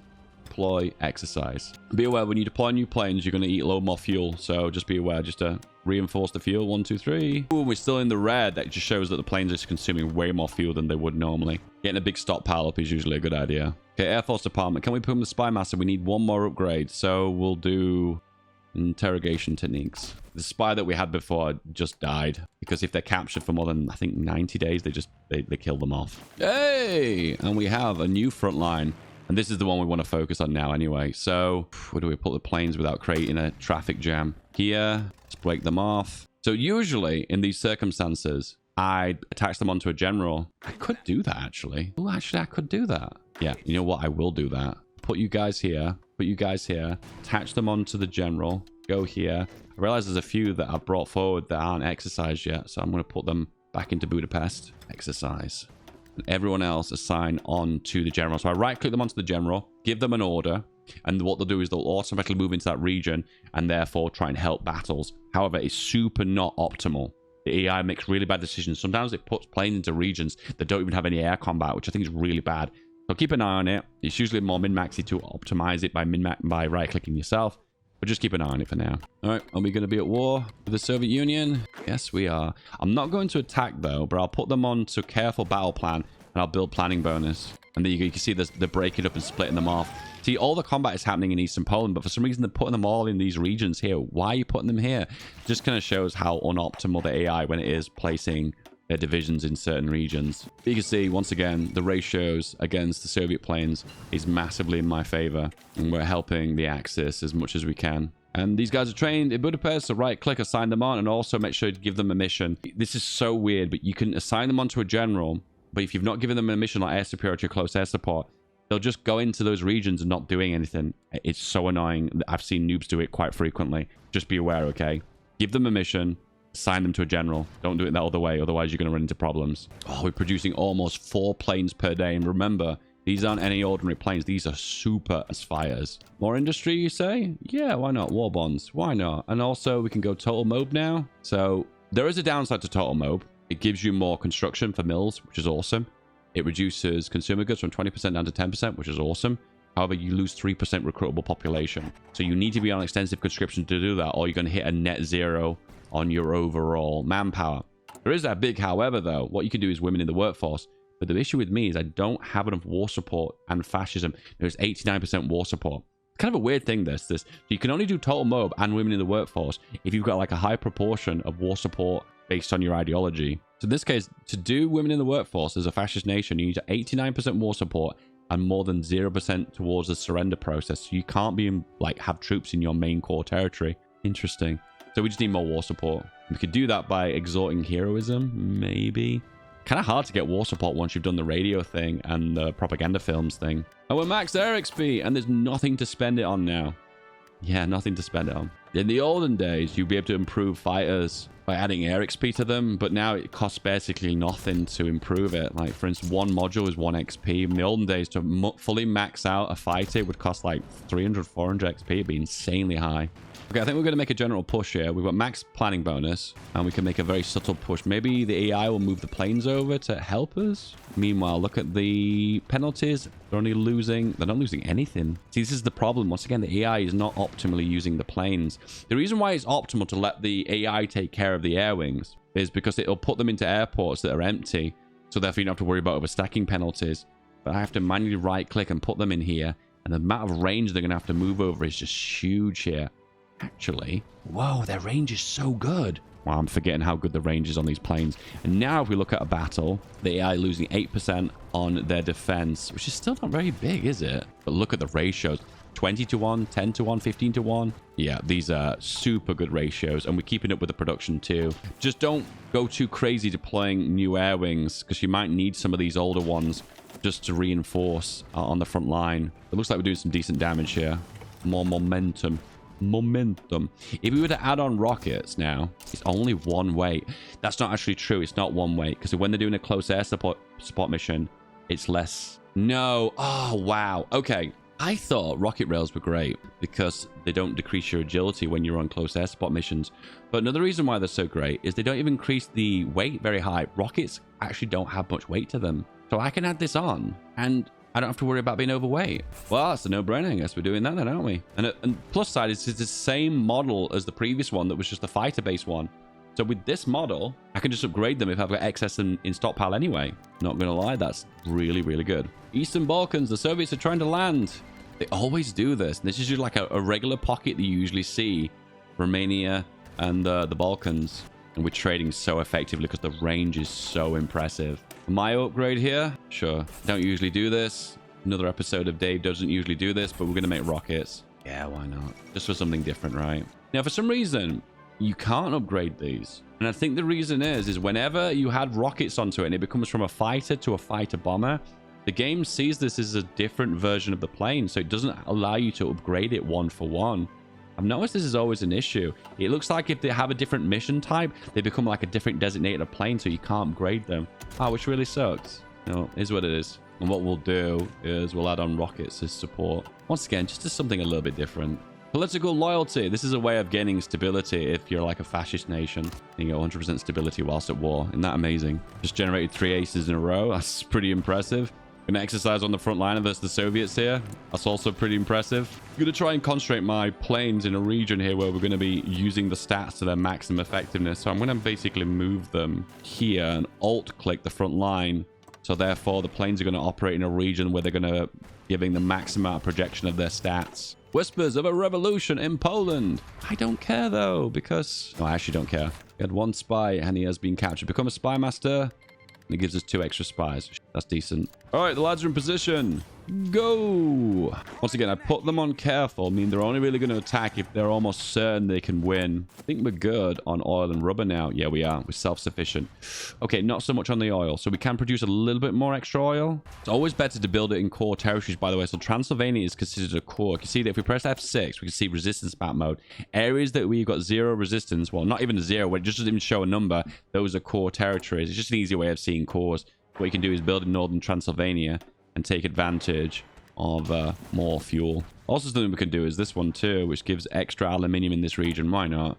Squeeze that economy. Why not? Upgrade the army branch. We've got so many civilian factories. It's stupid not to. The reason we're producing a little bit of support equipment, which I added it on later, but I didn't explain myself, is you sometimes need support equipment to do operations for spies. You can't see it here, but like, for instance, rescuing a spy uses a little bit of support equipment. Sometimes it does, sometimes it doesn't. Sometimes it needs transport planes, I've noticed. Kind of weird like that. But yeah, you'll need it. That's the reason why I got that in advance. But a lot of people get confused. Like, why is my operation not activating? Why is that the case? It's because you don't have the support equipment required to actually start the operation. There you go. The more you know. Once again, the ratios for our planes is absolutely fantastic. We're probably losing more if you click on details from accidents than anything else. So we have lost 5 fighters from air battles, 5 fighters from accidents, where the Russians, they lost 526 of their planes, all from air battles. So this is a ratio over 28 days, by the way. If you want to change it to 12 months, just click on months, and then you can see the ratios over months. So we lost over a yearly period, which is not really a mere 6 months, actually, because we haven't got the full graph. We lost 82 to air battles, 27 to accidents, and they lost all of their planes to air battles. Not a single accident? Wow. Soviet Air Force is, like, amazing for preventing accidents. Assigning a spy into London. It's a British spy. And then what we do, if we build enough network, we can actually save this spy here. Okay, we can do women in the workforce now. We just need more political power. Be aware, women in the workforce has a downside to it. You do lose a little bit of stability permanently. And you also do... It also costs you 100 political power. It goes without saying some of these numbers, though, don't they? But just be aware, it's like, it's not just a net plus, but I feel like it's kind of a freebie for total mobilization, so it's kind of worthwhile in the long run. A lot of people don't know this, but these technologies on the right-hand side here do give bonuses. So if you produce fuel locally, it'll give you 20% extra fuel from each oil point that you have in your nation. Very useful for Romania. But it also gives you 10% extra fuel from refineries, and we are getting them from refineries. However, 10% is nothing compared to the 50% you get from this path. But that path is the one you go for first if you're producing oil from synthetics. Assign spies into the UK, and then we can rescue this spy if we really want to. Be aware, if you look at the spy, though, you can actually see that he will be killed off in 200 days. Oh, it's a year that they die. Okay. So you've got a lot of time to try and save them if you want to. You guys probably already know I'm not a big fan of the spy system. I feel like it's a little bit too RNG and a little bit too click intensive, but that's just my take on that. How much projection are my planes making? They are reducing the enemy's air superiority, which their defense, by 49%. That is absolutely huge. That is so big. That's an eye-watering amount. I can't even wait for the Americans to join the war here, because this is going to be so fruitful for us. I will note, though, I feel like the Germans are not really doing a very good job of pushing into the Soviets here. I feel like they're a little bit slow. Maybe they're experiencing supply bottlenecks. Maybe I'll have to improve the supply for them. I'm not sure. What I'll do is preemptively do this, and then do this, and then just... We won't focus on the railways immediately, but if we build them later on, and then do this, this, this, and this. Look at the production, though. It's just so much railway production. Yeah, not recommended, lads. Not recommended. I don't want to be building railways for the Axis when they've got the industry to do it themselves, so not something I'd recommend. Okay, once again, I'm going to assign my Air Force onto the General, so they move it into air bases which are empty. See, they automatically do that, which is so cool. And you see them wiggling around to try and find spots where they've not got the overstacking penalty. And then I can manually assign them to a different air zone. So for instance, I can move you guys to here, to here. Luckily our guys have got so much awesome range, they can just project really far. But we've reached a point now that we need to start producing the close air support versions. Yeah, we do. Rocket artillery, give me an extra bonus of 20 softer type. Well, 19.5. The ones you definitely need to build railways to, the ones that show red here, that they're overstacked. These ones will benefit the most from having the railways improved into. These are the ones that AI should be taking care of, but looks like I'm taking care of them for them. Can we rescue the spy? Yes, we can. Prepare. Send him off. Cost 200 guns. Send. Prepare. Off you go. It is time. Select you. Hold shift to deploy 10 lots of these if we have 10, and we do have 10. Wow. Exercise to level 3. Once again, different theater, low priority. Need to prioritize obviously the ones on the front line first. Hence the reason why we're exercising them, and off they go. These are special because they have bombs. Well, rockets. And also we have a lot of aces too. And this looks tedious because it is. Imagine if I was Germany right now and had all these aces to assign. It'd be pretty excessive. And look at all the other aces we've got. I think we're generating too many aces. I have a feeling at some point in the game, we're going to get like an air rework where we have air marshals, like a general that's assigned to an air wing. And then to simultaneously at the same time, we'll also get a rework on how aces work. Because the way they just, you assign them and you gain a flat bonus is kind of weird. Look at this guy, 22 agility. That's probably taking into account the 50% ace bonus, hence the reason why that number is so unbelievably fat. There is also another downside to rockets as well. Rockets can't do naval missions. They can do logistical strikes and close air support, but you need a bomb lock to do a naval strike, which is kind of annoying because sometimes that's a really good effective way of like destroying or weakening a navy overall. So that's a decent nerf. It's kind of nice that it's hard to make a decision between rockets or bombs because either one of them have got good pros and cons to them, so you have to really think about the decision, you know. And I definitely have to build a port here, otherwise the AI is going to get stuck. So 1, 2, 3. It has to be done, I'm afraid. And here's me fixing the AI's problems, eh? Yes. Engine 4 is complete. We have the Big Daddy. Massive amount of machine guns. Even more fuel? Sure. Max weight. This is perfect. Look at the range on that. That's the range of a fucking bomber. I love it. And I love the fact that the game also defaults to the biplane. Yes, that makes me very upset. Anyway, we can upgrade the existing models too because it's the same chassis, and I definitely want to do that. Oh, I love upgrading. I love upgrading. I think it's a really cool mechanic. I'm glad Paradox added that. Spy has been saved because I heard the sound effect. I wish there was more sound effects in Hoi 4 that you would hear that lets you know that something's just finished or complete. That's a really cool feature. I like that. I'm going to pull you guys off the front line because I think I'm actually hindering Germany because my divisions aren't as strong as theirs. So if I'm overstacking their front line, I'm actually really hurting them. Trading with me? That's right. You should be trading with me. And they all want rubber and aluminium. No oil, though. Oh, you can't trade oil through synthetics. It's not technically oil that can be traded. It doesn't get added to the map. That's why we're only producing a little bit of oil domestically. Speaking of oil, though, there is actually oil in this region here, Transylvania. So you can actually get this. It's 24 oil, so it's a huge amount of oil, but it costs 15 civilian factories to take out the ground. And it's been done. So let's do it.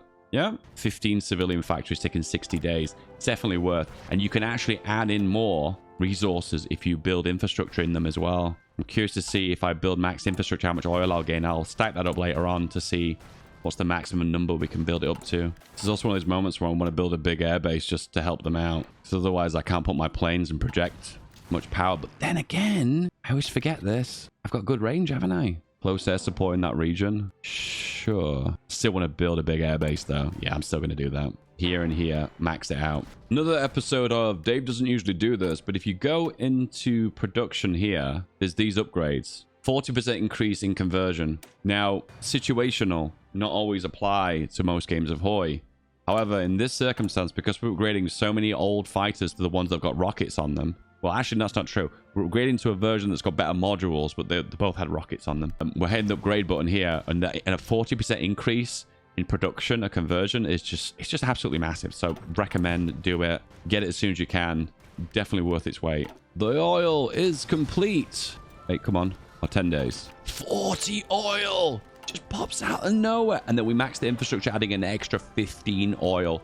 That's insane. Okay, we got a bunch of planes here, but only some of them can do close air support. So if I right click here and hit X to do close air support, we can see 600 of them can do it. So what I'll just do is move around those 600 and help out where I need them the most. And remember, the amount of damage that these guys will project will be huge. And you can see now we're reducing their defense by 30%, 29.7%, whatever. Plus, we're hitting them hard with close air support damage. See, this is the reason why you don't rush close air support. You can lose so many fighters early on. And anti-air can shoot them down because they become really vulnerable when they're on close air support missions. However, in the meantime, the Soviets trying to naval invade the Balkans, denied. Soviets in the Balkans, nothing good can come of this. And the Germans are actually losing here. Germans cannot be trusted for anything. We'll build the airports up here, and then we can slide in the planes and help them out. But it looks like they are actually losing here too. Ooh, do you know where I'll benefit the planes here? It's definitely in Greece, because they are so struggling to break this. I did build up ports here to help them out, but still they're having a really hard time breaking it. Also, if you deploy lots of planes in a region and it's overstacked, you can still exercise them, and it will still exercise them just as effectively if they were in not an overstacked airbase. So don't worry about overstacking for exercise purposes. It doesn't make any difference anyway. Realize we've got max fuel right now. We're not importing any fuel, so we don't even need that. So we'll just focus on soft attack for our planes, I guess. This is kind of the beginning of the end, to be honest with you, because I'm only a minor power as Hungary, my ability to project damage is limited. I suppose I could be making some big gargantuan fat divisions, I suppose, but my ability to kind of win this war independently without the Axis helping me out is kind of more limited. Hence the reason why I like playing major powers, because you actually have a big impact on the war overall. Can you see right now we're losing planes because close air support missions are just so much more dangerous. On the positive note, we've taken Athens, so I suppose it is making an impact. But close air support missions are effective, full stop. They are effective. Sadly, though, they just are very costly when it comes down to planes, and losing these kind of planes, these really good planes too, it feels like it's not worth it. I think maybe the secret to this is to make these super cheap, by maybe taking off the guns and maybe the self-sealing. It reduces the cost ever so slightly. It just doesn't feel worth. It really doesn't. Close air supports are just really risky missions, but they are effective. So play it as you feel, I guess. It's really difficult to know the right amount. Okay, we definitely need more trains anyway, and trucks. We don't need them anymore. Support equipment. No, I don't care. Check logistics. Of course, there's nothing to check on here because we don't need to care that much about logistics because it's not even something we're focusing on this game. However, I've just noticed something really bad happening in Sicily here.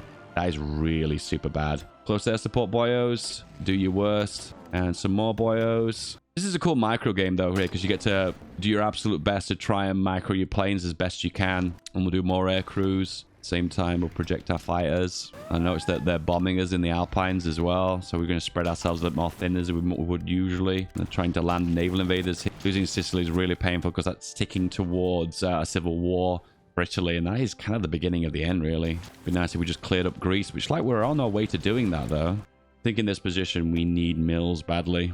So I'm just going to build those in the entirety of my country and a lot of the territory that isn't even cores. So one of the downsides of building in regions that isn't cores is if you haven't got the compliance, you don't gain all the factories that you're building in there. There's a chance you could build a factory in there, spend a lot of time into it, and you don't actually gain the mill because you don't have enough compliance to take it off them, I guess. And also aces. Standing them's not tedious, right? It's just something to do with a multiplayer game, I guess. One nice little trick that's quite useful too is if you've got something that isn't level 3, you can exercise them to level 3. And when they're finished, if you shift left click exercising, they'll resume their previous mission that they were on. So if you even forget about it, it's not even a big deal. Meanwhile, tidying up Greece, it's going quite well. You can see whenever they make a push, they're significantly more effective because the close air support's obviously doing some pretty heavy damage. I think I want to help them out here because I think they're going to struggle to break unless I give them the extra edge. Yeah, let's put them on aggressive and help them out. Otherwise, I'm going to end up in situations where the Soviets are going to push further and it's just going to cause more problems. So, close air support here. Air superiority. Going to do max planning. Going to put them on aggressive too. Supply isn't looking great, but it is what it is. What can you do about that? Not a lot.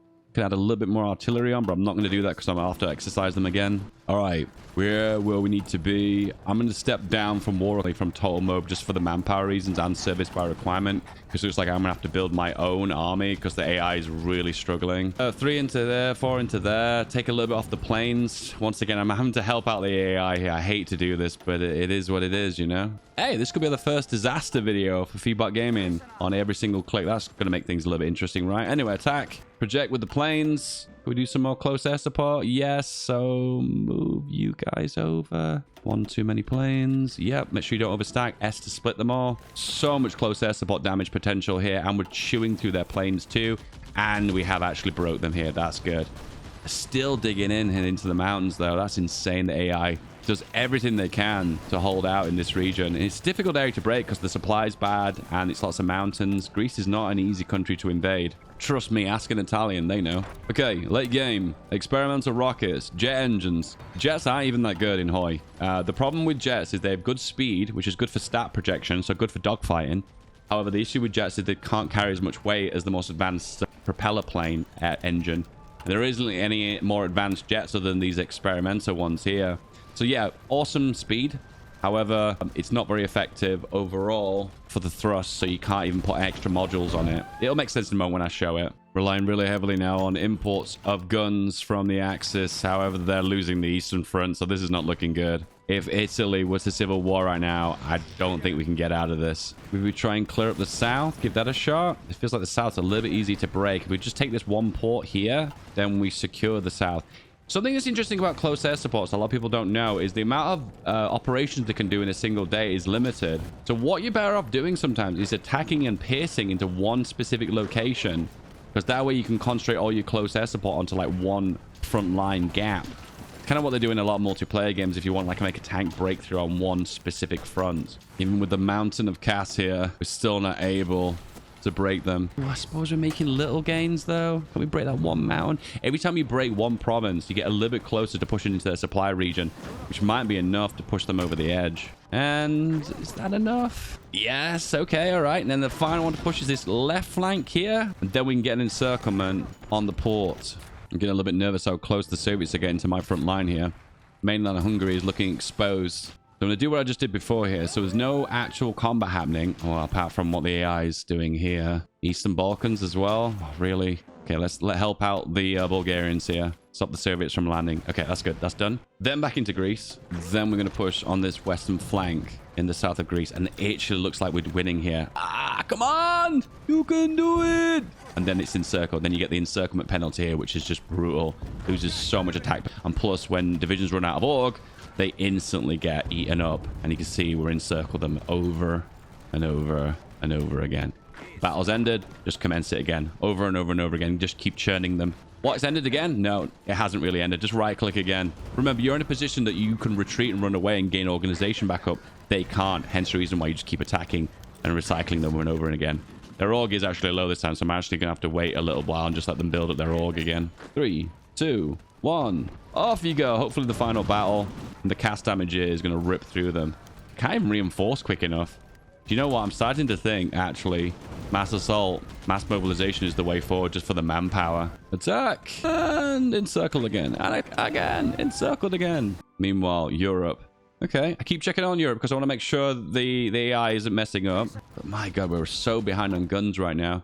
I request guns from Germany? No. It's either they have an insufficient supply or we have too many in our stockpile. Definitely not us, though. Request from Italy? Nope. Vichy, France? Nope. It seems like there's a massive supply of guns. It's an issue for the Axis. That usually means the beginning of the end, normally. Yeah, that's usually not a good sign. Regretfully, I'm gonna have to produce that at home and import steel from the Swedes. All right, max staff planning bonus. Supply is an absolute nightmare.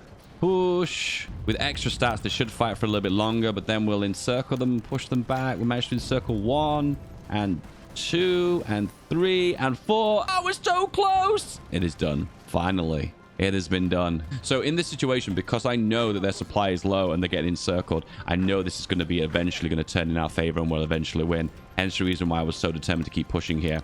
And I know I can break this one easier than I can break this one because this is better terrain types. Plains, plains, plains. But these are mountains, so this is difficult to break. Hills and mountains are a nightmare in Hoi. There's a Soviet naval invasion into the Balkans. They love doing that from the Black Sea. So one issue we're running into right now that's not really clear is we seem to have low strength on our air wings. And what's happening is because these are only fighters and they've not got bombs on them, they'll not get reinforced automatically. So eventually we have to replace the fighters for the fighter bombers with this model for them to replace them in the air wings. All right, the lads are here and we're in a position where we can do the full bombings. And apart from the rain, they're good. This exclamation mark here means we're being intercepted. See the ones with the brackets? Basically, the fighter bombers are flying out and they're getting intercepted probably from this Greek region. I'm going to take a guess at. And they've opened another pocket here. Oh, that's really bad. These are really good places to naval invade because if you manage to grab them, you can hold them really easily due to the fact that there are mountains. Mountain ports are an absolute nightmare to break in Hoi 4. This is not breaking in the slightest. In fact, we're just bashing our heads against the front line here. No, this is not good. Losing a lot of manpower too.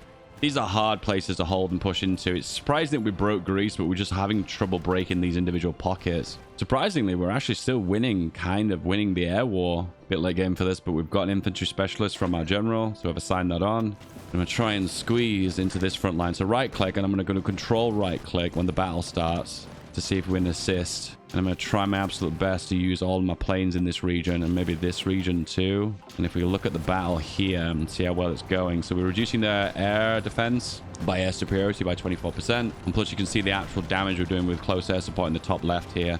Every time we're hitting them and damaging their org, and every time we're hitting them and damaging their strength. But by the looks of things, it doesn't look like we're able to break them because the mountains are just so difficult. Mountains also reduce the amount of damage that you can do with air support by 10%. 10% is not that much though, actually. The worst one is urban. So urban here, you can say it reduces enemy air support by 50%. The buildings are so tall, it's just difficult to do like close air support. Okay, this is a wider front line, so I'm going to push into here. And once again, I'll do control click. So that if I don't move out these front lines, because I don't want them to move because there'll be gaps in the front line. That'll just cause lots of problems. So once again, the ratios are looking in our favor. Not really doing that much close air support damage. However, it's mountains and we're just struggling to break. And they're doing glass stand as well. What? Austria's sending us fighters. A little too late here, my dude. A little bit too late. Let's send my CAS to... what's the problem? The air bases are all filled. Have to build another airbase in Warsaw, another one. One issue sometimes is there's kind of like a slip to a slide situation. As the AI beats you back and takes out your air bases, the planes retreat and then end up overstacking on air bases that are further in. Then you end up in a situation where your planes are all over the place and you have to micro them quite heavily. It's really frustrating. They attack.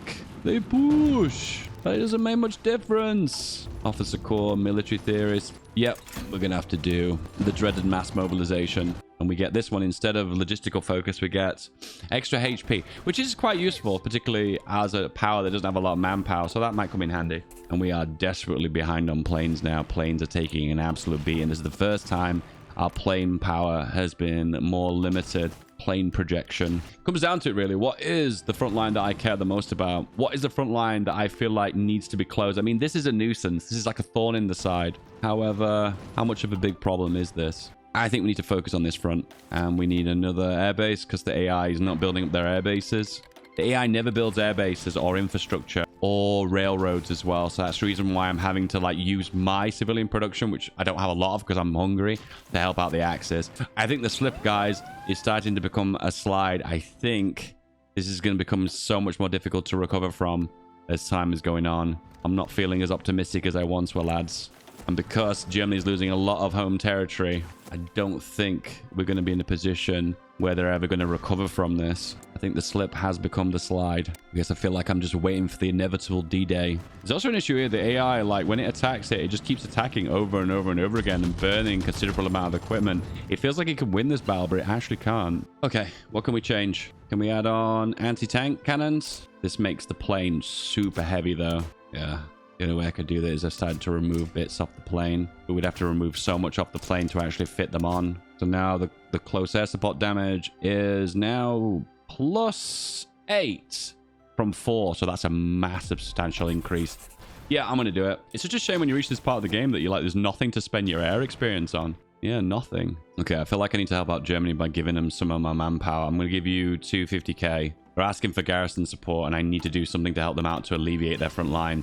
It's just something rather than nothing at the moment. Meanwhile, we still have more air attack, agility, and speed. So the model of aircraft we're using right now is still state of the art. The liberation of Warsaw. That's really bad because we've just lost that big air base here now.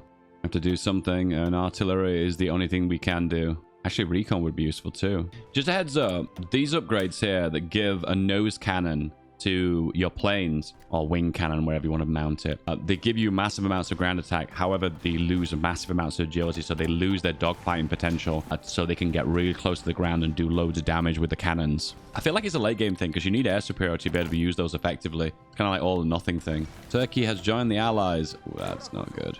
Well, luckily, I've got some divisions that are just sitting around, so can we help out? Okay, we can start working jet engine now. However, there's also another engine that people forget about, is these rocket engines too.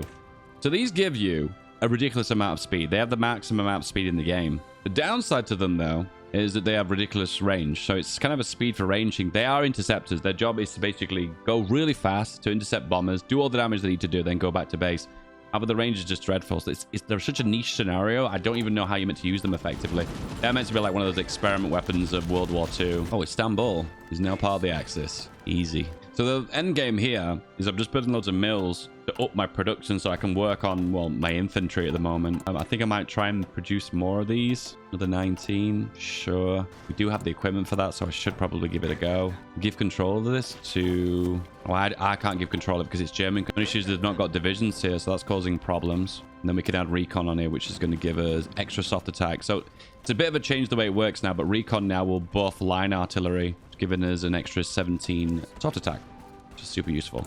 This is finally capped. What? I thought they were already capped. Oh, they took Crete and that pushed them over the edge. Well, you know, Italians aren't tapped out yet. They're still fighting their battles in the Mediterranean. And the French fleet has been scuttled. A last chance of getting a big Axis navy is now dwindled. It'd be really nice if we could retake Warsaw here. The amount of cast damage we're doing is huge. It's surprising that they're only slowing down here because the amount of cast damage is just so high. What is that? Is that a Swiss division? No, it's not. It's one of these Norwegian puppet nation divisions. It looked from here like a Swiss flag.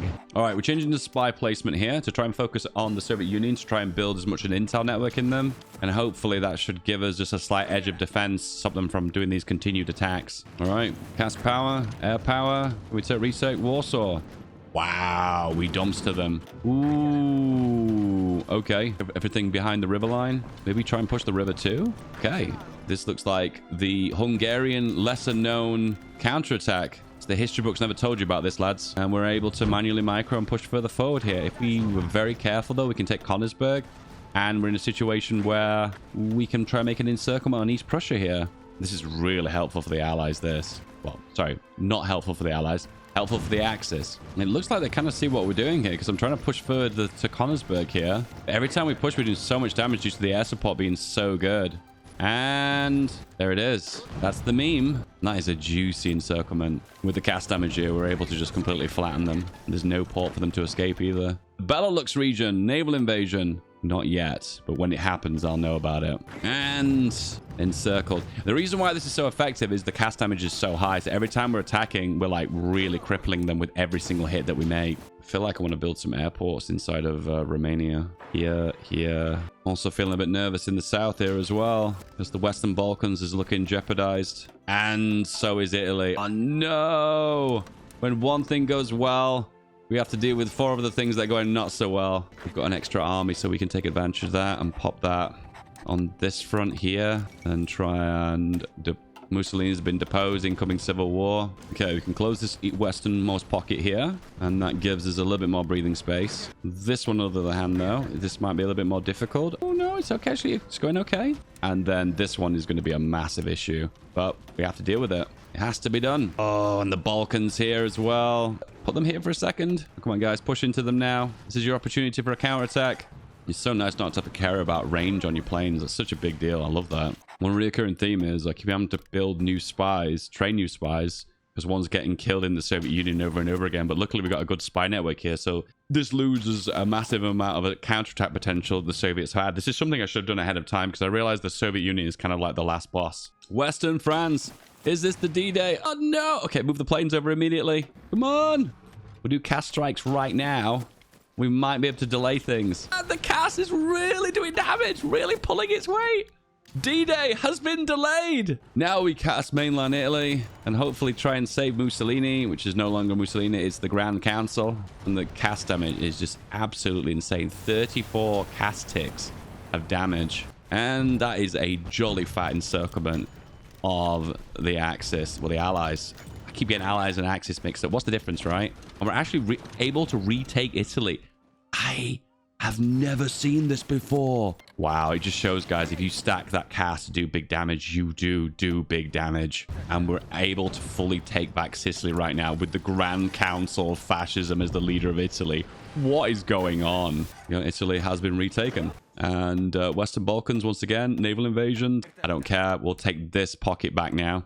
Every time we counterattack, though, we're doing so much damage because the cast is so strong. It's like, I just don't need to worry. And the fact that I don't have to worry about building air bases is awesome, too, because the range on these planes is so huge. We get full air efficiency every time we put them into a destination, which is also a really nice problem to have. I'll see, we've just improved jets. So look, this is the issue that jets have. So jets, when you go for the biggest engine, here you go.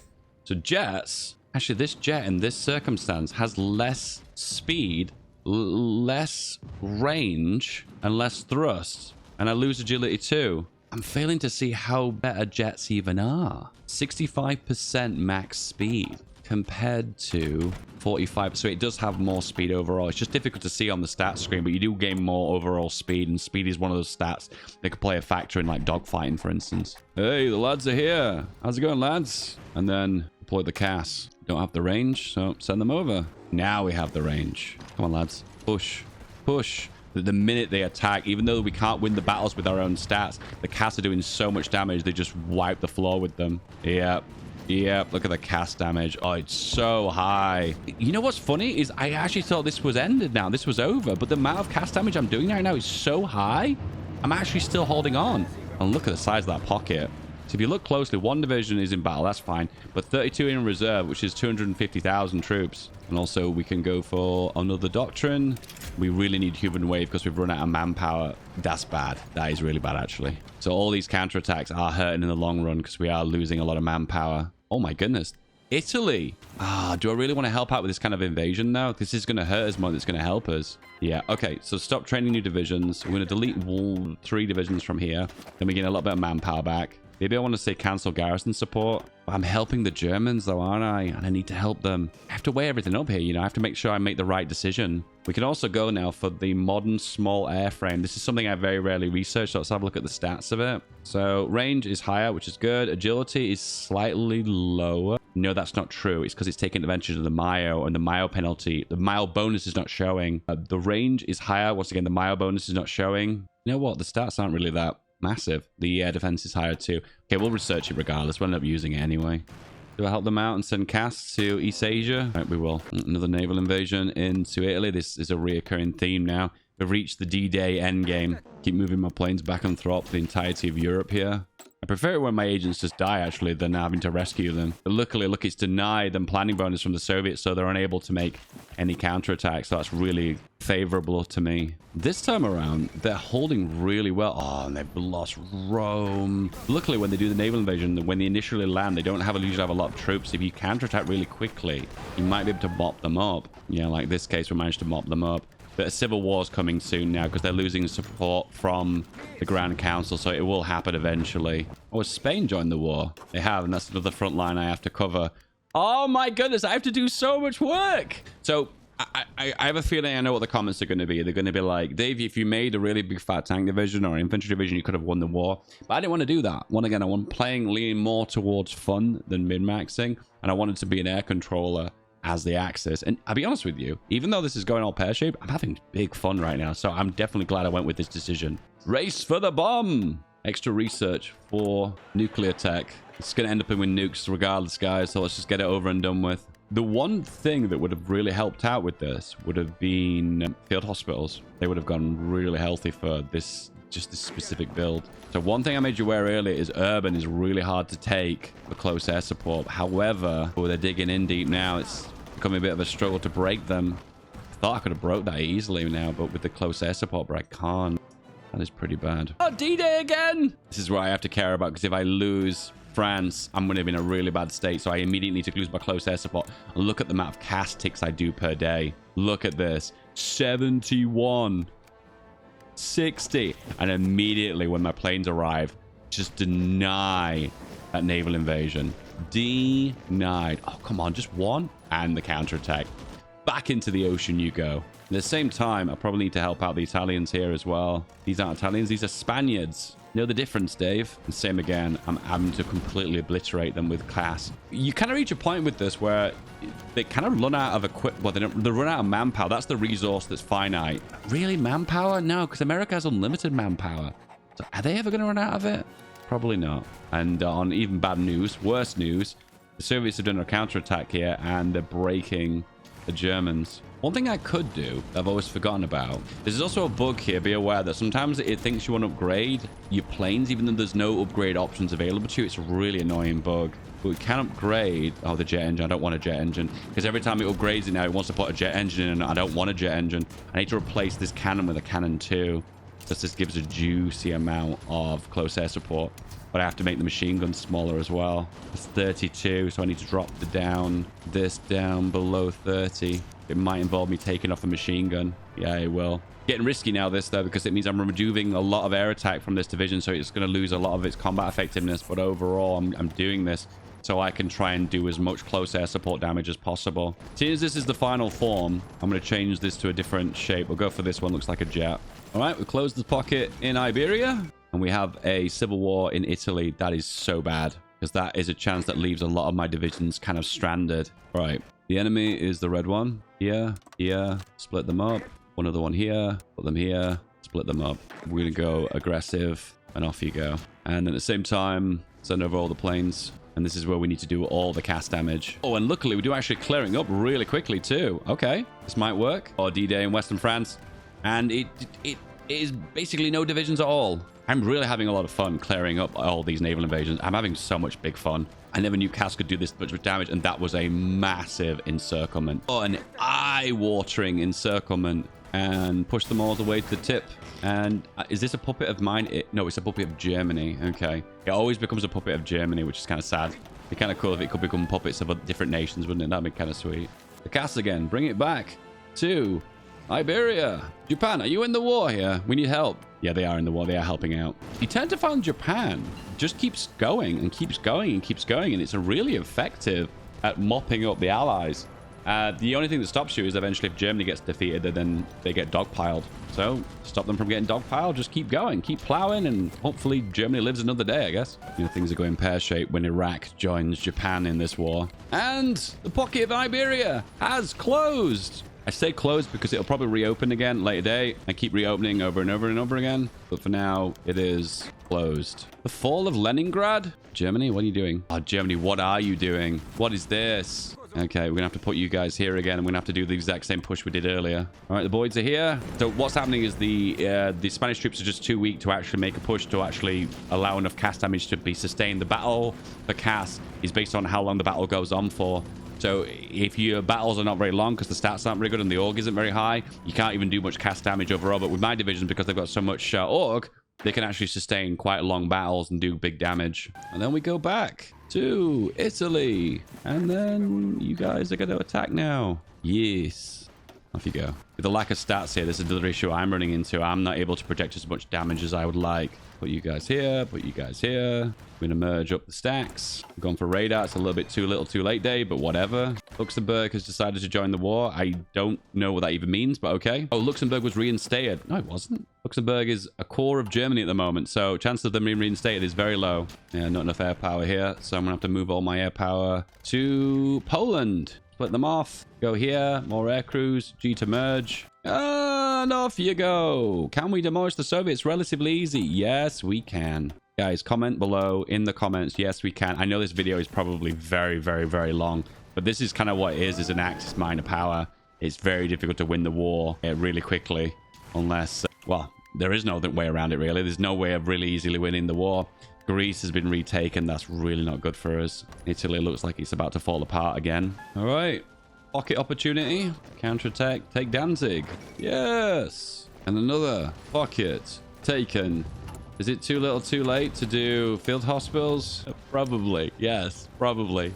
And another pocket closed. And the Germans are pushing. It's not the Germans, it's the Hungarians. Anyway, we have bigger fish to fry. Back into Italy. Norway is attempting to get retaken. Doesn't look like much success, though. Not that it makes much difference. Norway doesn't really play a big role in this. Do we make some flame tanks? There's always time for flame tanks, right? And queue up loads of mills again. the same time, doctrines, I've not forgotten about you. We need human wave. Do you know the combination of cast spam and also going for mass assault is really good because you've got really high reinforce rate. But that will actually really come in handy. Oh, we're actually managing to close a pocket in Italy. Another one. I guess you guys are probably losing track of what pockets I've closed and which ones I've not, right? It does feel like it's kind of on repeat, right? And done. Just heard a naval invasion sign. Western Balkans, Belarus. Very interesting. Oh, the Danish have changed sides. Do I care about that? But it could be an issue. We're reaching 1945 axis here, so weird things start to happen. Low steel. Get that from Germany and Italy. Gotta keep on top of the resources, guys. All right. Keep pushing down the Italian peninsula. Every time, and it seems counterproductive this, but eventually every single time you make a push and an encirclement, you're destroying equipment, you're destroying manpower of the allies, so you're losing their momentum ability to counterattack. But trust me, they have a lot of manpower and they've got a lot of momentum. Think of all the manpower in India. Think of all the manpower in the United States. Think of all the production power in the United States. There's a lot to go through, so it's really difficult to take whole of the jam out their donut. Their actual firepower potential is astronomically huge. We build a radar. Ooh, we've got a big... Whoa, hang on. Whoa, I never knew the AI even did this. The AI builds radar now? They fly now? Wow. And that's another pocket. Closed. Oh, I love to see when you break them so quickly and they can't even reinforce. That is so awesome. And that is another one encircled. And then another one encircled. Another one down. And another one down. Field hospitals. Yes, we do need them. Regretfully, too little too late. And medium tanks too. And now we have no equipment for everything. And we need resources from everywhere. Realize we need support equipment really badly. Ouch, ouch, ouch. We have the ability to upgrade our plane again. Another Mayo upgrade. Speed, agility, and air attack. Can't say no to that. Improve the Mayo. Reliability is useful in the end game. Yeah, that's super useful in the end game. Size of our air force. So click on air.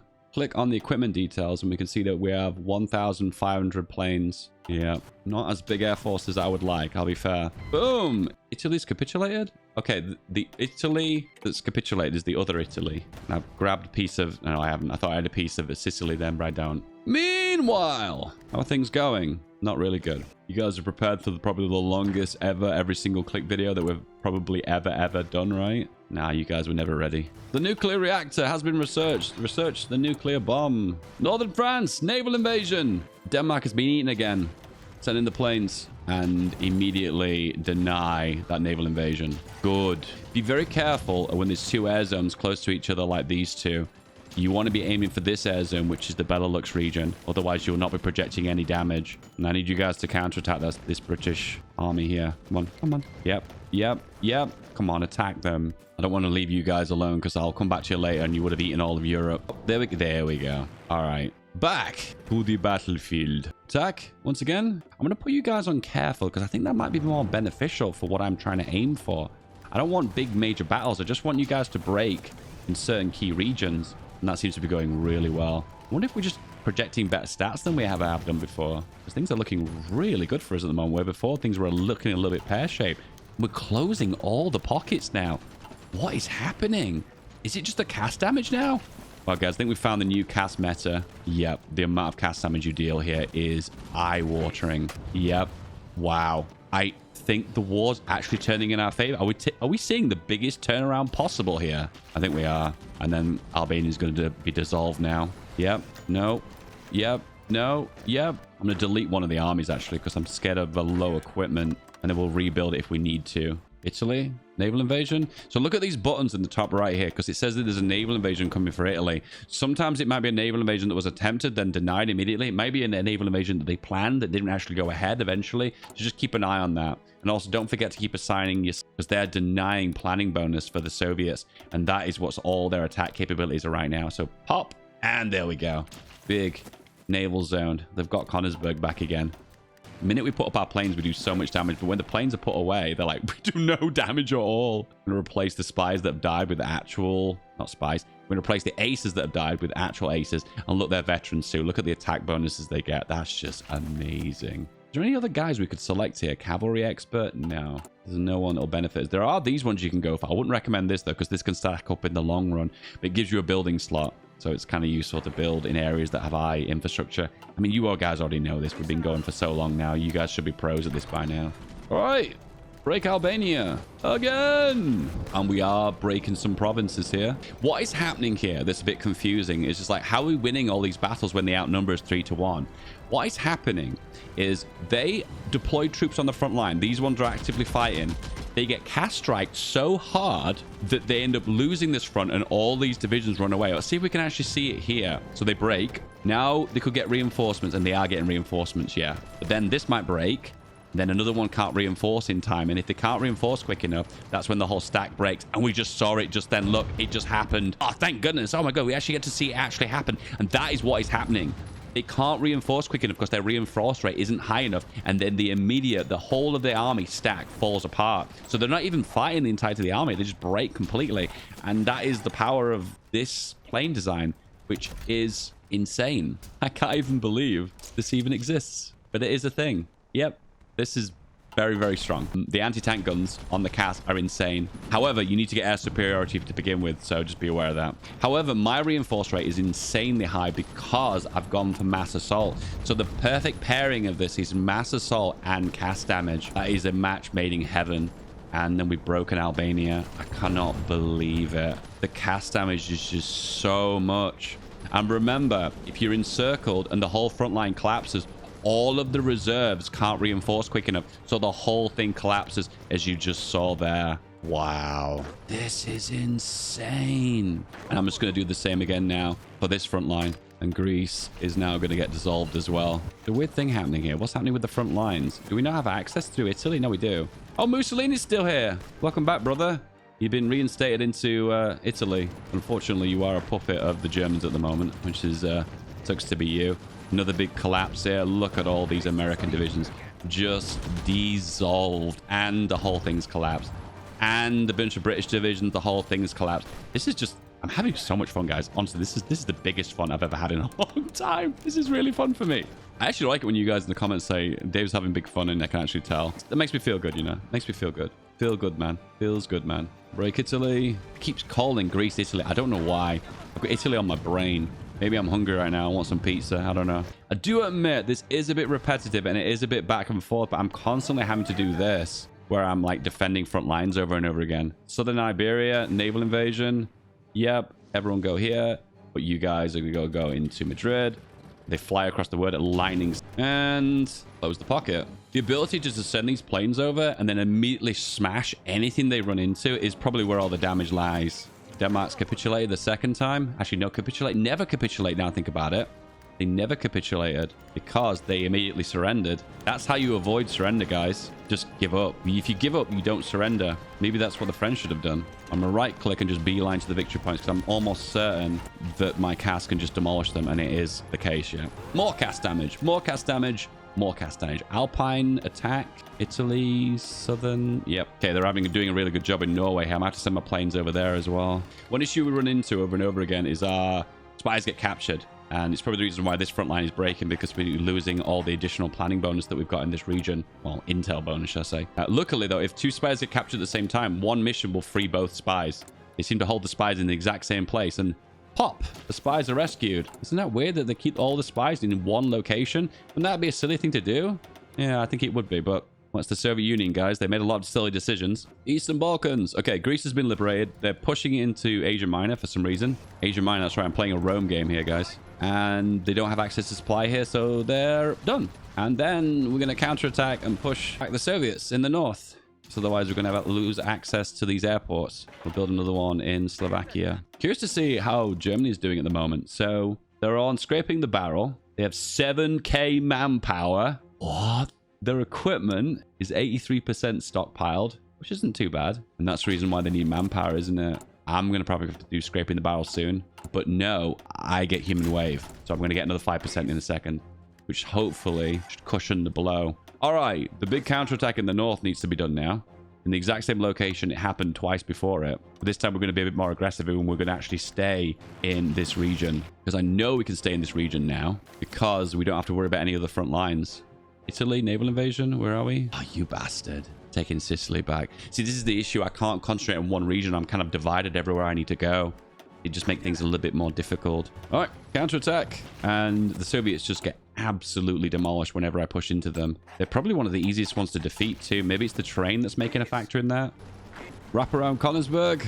Wrap around Danzig. Take out the port for the 10,000th time. Danzig, one of the hardest ports to break in the game. Instantly dissolve. Here, here, here. I always forget that this port to the north of Danzig has a port as well. Can we break it with cast though? Yes, we actually can. And that's a perfect place to break too, because that means they're cut off and they can't retreat. Easy. Struggling with infantry equipment once again. It's a reoccurring issue that we can't get any infantry equipment from the allies, so it's just going to be a reoccurring problem that we're going to have over and over and over again. We might have to delete a few divisions here with the new ones that I've deployed, and then pop you guys here. It's an interesting counterattack that's happening here in Ukraine. What if I just put my planes up here? What damage I can do? It feels like the heroes of this war are these 1,000 fighters that we keep putting everywhere around the map. They're the ones that really are the heroes of this war. Every time I put them somewhere, anywhere, they're just ripping everything apart. And another one denied. And in the south of Spain again. We see a reoccurring theme here, lads, don't we? I'm starting to want to go all the way here and add an extra cannon on here. We've gone this far, right? It's just so difficult because they're so unbelievably heavy. It'd be like the ultimate cast ever, wouldn't it? Another pocket closed. When you reach the point in the game where you're running out of technology to research, it's a good problem to have. I'm really curious to see the health of the allies as well. The allies here are on all adult serve for the UK. The United States is service by requirement, which is a surprise. Japan is not looking too good. They've taken out... Oh, this is a really weak Japan actually now. That's not good. Service by requirement, Japan. The Soviets are on all adult serve with 500,000 manpower. Okay, I'm about to see something interesting here. The Germans have lost 17 million manpower. 12 of that, 13 of that to the Soviet Union. And the Soviet Union lost 16 million manpower.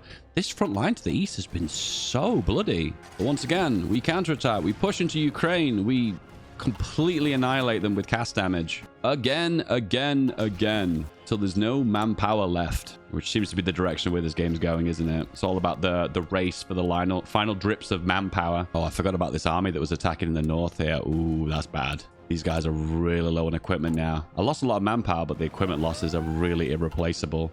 Southern Norway. You know what? I'm going to help out on this front as well. Oh, and Norway's flipped back. That happened instantly. Oh, and what if they lose Oslo? The whole thing flips back. Ooh, I never knew that was a thing. Well, that's actually really bad because that's another front line lost. Unusual thing to do at this part of the game, but I'm tempted to do a collaboration government on the Soviets. It feels too little too late, and we have not got enough land from them to actually do enough damage to kill them anyway. So I don't think it's even going to matter. Doctrines are complete. For some reason, the cast is not happening in this region, and I'm not sure why. Lack of coverage. That's never been a problem before. However, this is something I never thought about. What if I help out the Japanese by sending cast over? Oh, it's too little too late.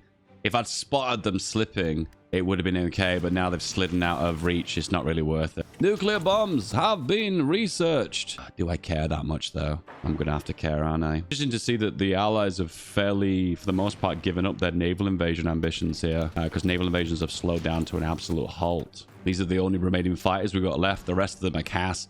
What's happened is over time, because I'm losing considerably more CAS in battles than I am losing fighters, I never really got a larger air force overall, because I've always artificially kept below that maximum barrier of fighter bombers just due to losing them in battles. This is one of the fun parts of the world where the airport is on the right side, but we control the left side.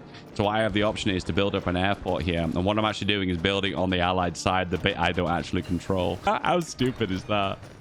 It's pretty dumb, but it's a thing. It's a thing that exists. Western Balkans, once again, naval invasion. The CAS have arrived. Denied. So, status of the war, lads. Where are things going? So, Sicily. Taking it back's difficult. We've got a lot of troops here. I could designate my troops and try and push through here. Probably would take it, but I'd only lose it again later on, so what's the point? Italians really want to push into Asia Minor. They really want to. I'm helping that with a little bit of CAS, but overall, the terrain here is a nightmare. What's the rule? You never invade Asia? Well, the Italians are, but then Mussolini is a bit of a muppet, isn't he? So I'm trying to engage my CAS into Ukraine here. However, the amount of CAS damage I'm doing is very small, so it's not really being cost-effective use of my planes. And once again, the Soviets are encroaching in the north once again, just causing me more sweat. The only thing I can hope for in this circumstance is that they go scraping the barrel. Oh, I don't have any intel on them. None. Do not blab, minus 50%. Oh, they've gone for the poster. That means I have no intel on them. That is bad because that means they're getting planning bonus on me. They're ignoring my spies. Are they getting planning bonus though? Just says intel advantage plus 15%. That's actually really big. Wow, I never realized how OP that is. This feels like a bit of a speedrun in a way. Like, who can run out manpower first? Is it going to be Germany or is it going to be the Soviet Union? I mean, to be fair, it's always going to be Germany, isn't it? Because the Soviet Union just has unlimited manpower. It's kind of what they're famous for. So let's look how the planes stack up. So now they have more agility than us. We have more air attack and we have more speed, but we have less agility. I don't even know at the end of the day what difference is that going to make with these such advanced planes. I'm not really sure in the long run what difference that's going to make. What about America? They have 350,000 manpower remaining and they're on service by requirement. The British Parliament debates intervention in Belarus. I mean, what are they going to talk about at this point? You know, I mean, they've tried to D-Day here, and actually twice into Normandy. Both times, no joy. What can you do at this point, huh? What are you going to do? Make your move. What are you going to do? I'm really impressed with how much manpower I've got.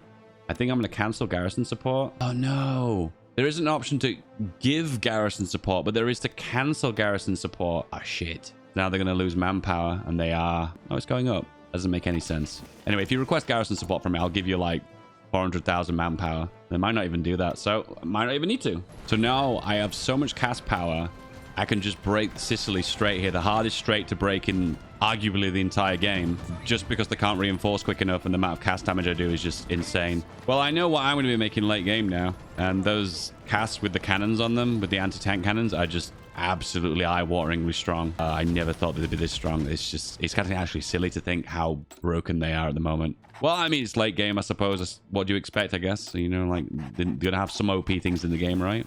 Whoa, naval invasion time. All right, you guys go here. Naval invasion by the Soviets and a D-Day. Probably significantly weaker than normal D-Day, because how are they going to find the troops for this? Being the fact that they've been pushed and squeezed to an extreme. I wonder if there needs to be some kind of endgame scenario in Hoi where there needs to be like a peace mechanic that can fire, that the whole world's exhausted from war, that it needs to find an actual end. I don't know, it just seems kind of strange. It just goes on forever and ever and ever, doesn't it? There is really no end. The fall of Tokyo. Is it the Americans? Yes, it is.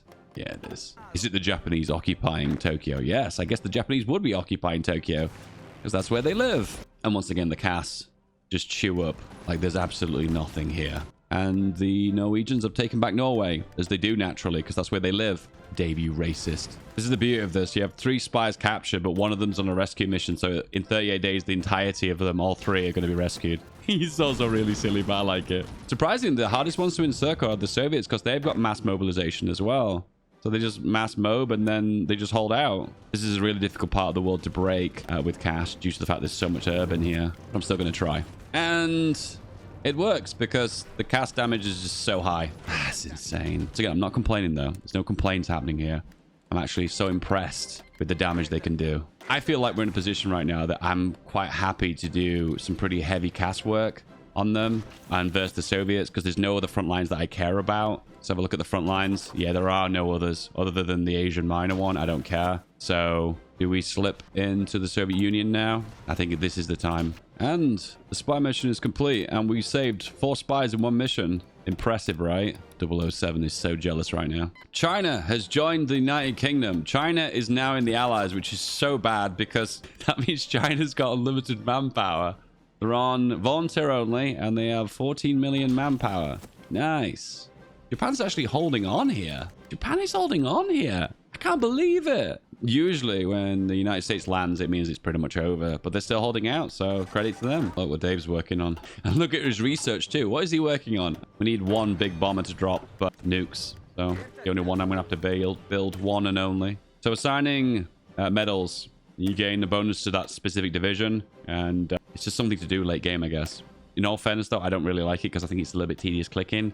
It's a cool system, I suppose. The first nuclear reactor has been done. So you produce 1 nuke per year based on the amount of reactors. So 36 reactors, you'll produce 36 nukes per year. And they produce war support if you nuke a victory point of the enemy. But if you nuke divisions, you half their organization and half their strength too. So it tends to be more effective to nuke armies than it is to nuke actual victory points in cities.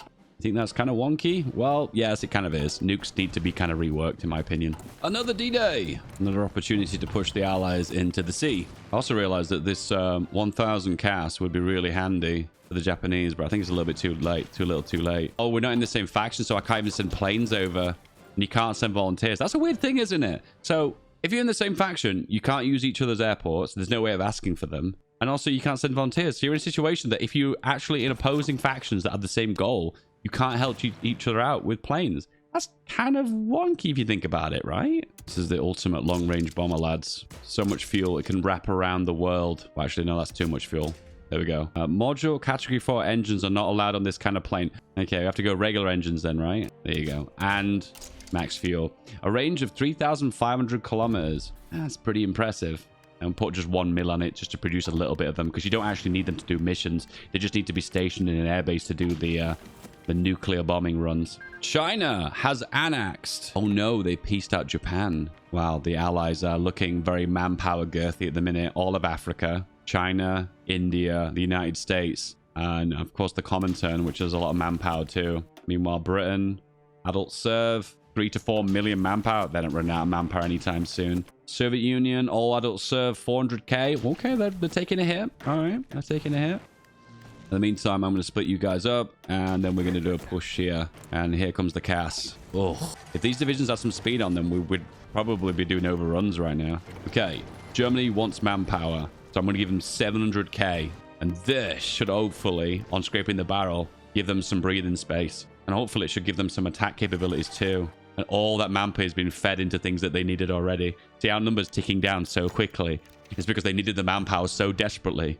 But now it's been funneled into either garrisons or it's been funneled into armed forces. Probably be armed forces, actually. But now the manpower is balanced, so things are looking good for them. Oh, look at this pocket. Nice. And that's a modern tank that the Soviets have got as well. We're just flooding into their front lines now. So what I'm trying to do is make the front lines as narrow as possible to just like flood as much of my planes into one region. Therefore, when we attack in that said region, the amount of damage we're going to do is just going to be exponentially huge.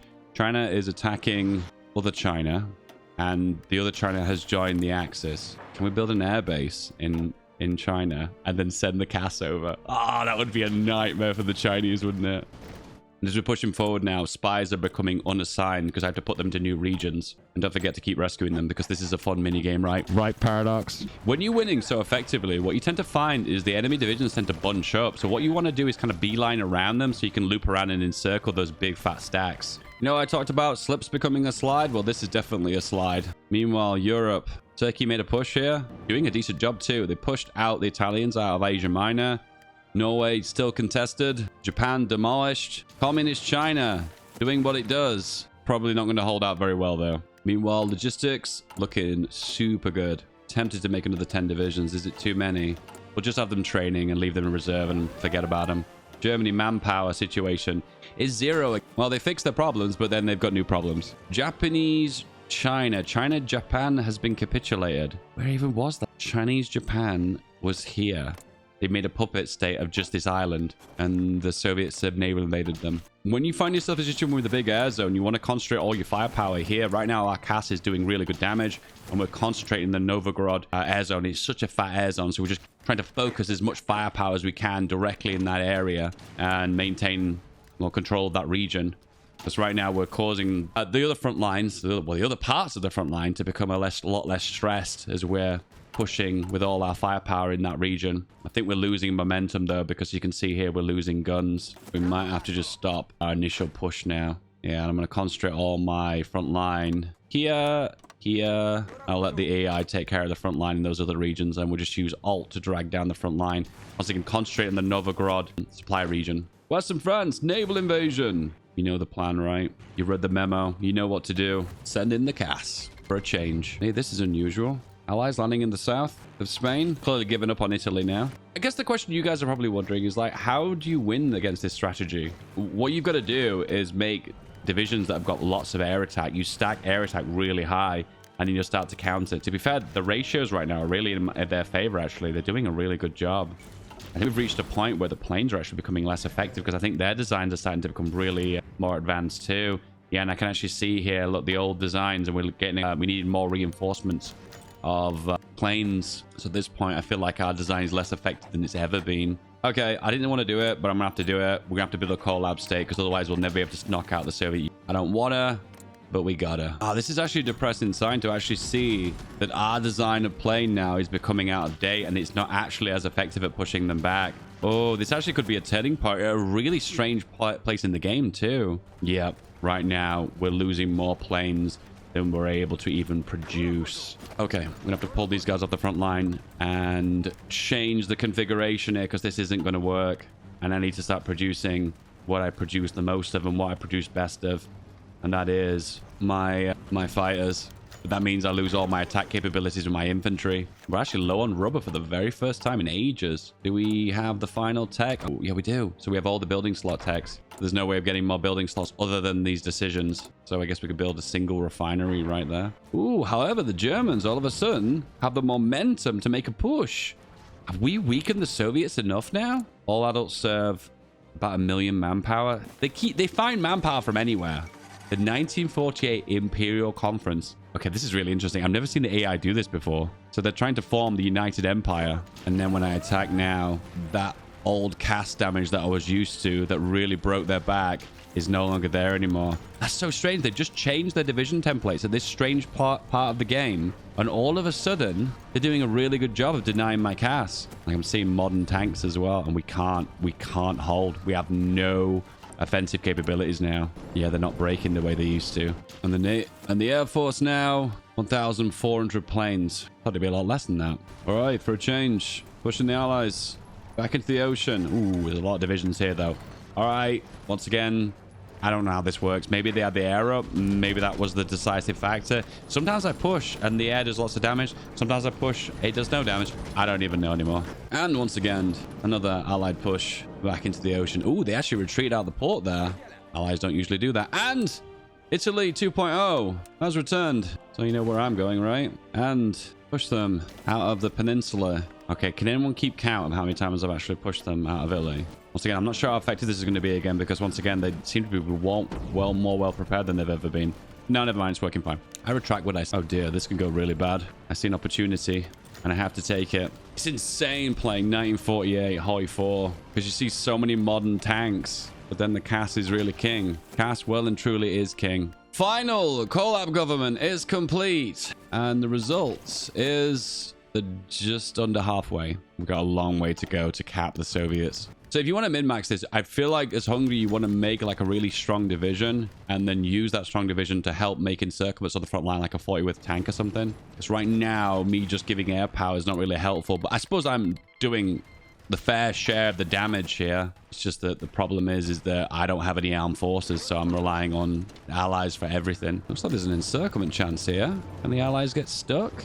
Yes, they have. I'm going to cap Italy again. The game of many Italy caps. United Kingdom's announced as a Balkan diplomatic initiative. A bit late for that, UK. A bit late for that. Wow, it's all happening now. Oh, the lowlands too. Okay. I don't think we can do this now. And then there's this big bulge here too. There's too many fronts now. This is probably a good move by the allies here because when you want to land in multiple areas in one go, you end up in a situation they just don't have enough divisions to kind of put them on different fronts. Maybe if we nuke the Soviet Union a few times. That's the only thing I can think of. I've been saving nukes up, saving them for a rainy day. Let's close this pocket. Okay, another one closed and another one. Japan landing into Italy. This is my timeline, my favorite timeline. I think that's our mile complete now. Level 11, maxed out all the traits. You can select a policy though. Speed, agility, production costs, funds. It's got to be production cost, hasn't it? I'm not gonna lie, we're so close to capping the Soviets. I'm just tempted to put the planes over there now and drop a few nukes on the capital and to see how much damage we can do. Yeah, let's do it. Right, the planes are here. Moscow is open. Get air superiority. Is it green air? No! Nuked it. Was that even my nuke? Is a city that many have tried to fail to conquer. Moscow was the target of a nuclear attack today. The explosion directly at the heart of the Soviet leader, the Kremlin having been nearly completely destroyed by the blast. It showed that icon was gray, so I couldn't nuke. But then the nuke landed. Maybe it was my nuke. Air superiority. Go, go, go. I'm going to deploy every plane that I've got because I need to get air superiority. Air superiority! Nuke! Boom! And then another one! Boom! That's all the nukes that I've got! And it's not dropped them at all. Their war support's gone down. Sure, but it's not really helped me. Guys, I don't think I can recover from this. I think this might be a GG. Nah, balls to it. I'm still going. I'm going to keep going until I've got no planes left in the sky. Naval invasion, naval invasion, naval invasion. And another one down. Another naval invasion. This one. Next one. Next. Go. American Japan has capitulated. Hang on a second. Who is the Soviets at war with? The Soviets are at war with the Allies. So Italy controls half of... I don't even know what's happening anymore on this side of the world. What? Right, next pocket. This is also a sign that you're not doing very well when you've got quite a lot of planes here that are not highly trained. But then again, they are gaining XP. I thought they were losing it considerably. Anyway, again, another one. Again, another one. Another one and another one. Just keep going. This has gone from every single click tutorial style video to just a personal challenge to myself. It is quite satisfying to close every front line when I get a new one over and over and over again, though, I'll admit. Western France, trying to do a naval invasion. Hard place to do it when I've got my CAS up there, though. European pocket's done. Wait, no. No, actually, there's Italy. Ooh, and that's really close to my front line, too. So that's the one that has to be prioritized next. Another one. Balkan. Whoosh. A little bit too close to home, this front line. Yeah, really weird things happen now. Vichy France has just flipped to France. And now I have a new front line. Oh, and Spain just capitulated as well. All right. Oh, no, guys. I think this is it. I think I'm going to have to tap out here. And I'm not closing this front line nowhere near as quick as I would like as well. Oh, we came so far. 55% towards capitulation. I wonder if we grab Moscow now, what difference it would make. Maybe we should do that. Yeah, in fact, you know what? I've decided that's what we're going to do. We're going to grab Moscow and Stalingrad and see if that's enough to capitulate them. Let's go. This is my final mission, my final goal. I did my absolute best to hold up the Axis for as long as I did, but this is the best I can do, so... They have defense on Moscow here, gaining 25% recruitable and 10% defense. All right, we're here, lads. Break Moscow. And we just shoot through them like it's nothing. But now we need a safety blanket by pushing outside of them further. They're at 62%. Oh, that doesn't feel like it's enough. Go here, then go here. Just push to the victory points. Okay, 2 more victory points. It's not made much of a difference at all. Moscow is obviously the biggest victory point of them all, but we grab it and it's basically made no difference to the overall contribution. Is it time to grab the very final jewel of Europe? Well, is it Europe? Is it you? Soviets, Europe, Stalin? Yeah, I guess it is technically geographical Europe. Stalingrad, grab it. Beeline to Stalingrad. How many victory points is it? 30 compared to Moscow, which has 50. Oh, this is not going to work. Stalingrad! There are 66%. Stalingrad has fallen. And there's 71%. Guys, using the limitations of Hungary and the historical rules before 1939, I think I gave this a jolly good shot. And Moscow is getting squeezed now as well. Maybe Sevastopol would be the next victory point to logically go for. Yeah, that's the only one I can think of. Guys, I'll be totally real with you though. This is a write-off now. I don't think the Axis will ever recover. 0 manpower, scraping the barrel, Germany. Nothing. You have nothing. But I think if Japan maybe was a little bit stronger and took all of Malaysia, Indonesia, and took out all the Raj, that would have given us some breathing space. But overall, this I don't think is recoverable. The final tally at the very end. Losses on the side of the Axis is 46 million. This is a really weak Soviet Union, by the way. This could have ended a lot quicker if the Soviet Union had pulled their finger out. They lost 25 million manpower. I lost 2 million as well, so I lost quite a handsome sum as well, mainly to the Soviet Union. The Ulster Conference, GG. The Allies, on the other hand, did lose more. They lost about 48 million, and the biggest loser is definitely the Soviet Union. But no, actually, surprisingly, on the German side, there was more losses as well. The biggest minor power that lost the most was Romania at 3.2 million. And Austria, usually not in these kind of games, lost 1.5 million as well. Oh, I know, no. Italy lost 6.3 million. The amount of destruction that I caused, though, let's have a look. So Hungary, 1.3 million to the UK. France, Hungary did 96k, nothing basically. 1.6 million losses from Hungary to the United States. And the damage I did to the Soviet Union was 1.9 million. Basically nothing compared to the Soviet Union. That's the end of Germany. F. And my troops are encircled inside Soviet territory. It's kind of strange that when a nation capitulates, like there's these the troops are like isolated and stranded and they can't get out. Okay, I got a few of them out. Forts. Fort up, boys. Airport on my capital. The ultimate BM in every Hoi 4 game when you just dig into your capital over 2 tiles. I'm considered a major power and the last Axis member left, so I'm going to hold. I believe, boys.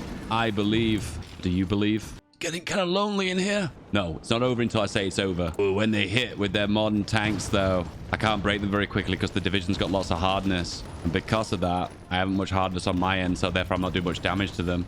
You could say when they hit, they do hit hard. Axis in Europe. Where? Right about here. Hang on, what's happening here? Yeah, what is happening here? Why is the battles happening here? Turkey isn't at war with the Soviet Union, is it? No? Yeah, they actually are. The Soviets are at war with the Allies. No! Hungary! And now we're not home because the reason why we held onto that one is because it had an airport. And that is the final gasp of air for Hungary. GG. Can't wait to see this peace conference. What is this? I don't even exist. I've been kicked out of the game! Wait, hang on. Oh, I thought Yugoslavia took the entirety of Hungary then. But no, I still exist. I've got this gentleman. And I am democratic. Yay. And I still have my 2 nuclear reactors. Thank you. And now it is Operation Unthinkable. The Comintern versus the Allies. It never ends. And what? I'm going to join the Allies. Let's do this. Let's do it. The game never ends. Let's go. Let's go. No way I'm done there. Guys, if you made it to the end of here, you're an absolute legend. Oh, hang on. 31st of December, 1949. And there we go. 1st of January, 1950. How often in Hoi 4 do you see this date, eh? Not very often. Guys, if this doesn't deserve a like, a comment, and a subscribe, then absolutely nothing does. Thanks for sticking with me. This is day 1 of 6. Trust me, it's not going to get as crazy as this, but maybe it will. Who knows? Maybe we'll start really low and go even higher. Who knows? Maybe the next game will be 1960. I really hope not. Guys, do the socials. I love you to bits. I'll see you guys tomorrow. If you enjoyed this video, there's this one on screen right now, and YouTube says this one is the natural second to this video. Hope you have a good day, and I'll see you soon. Bye-bye.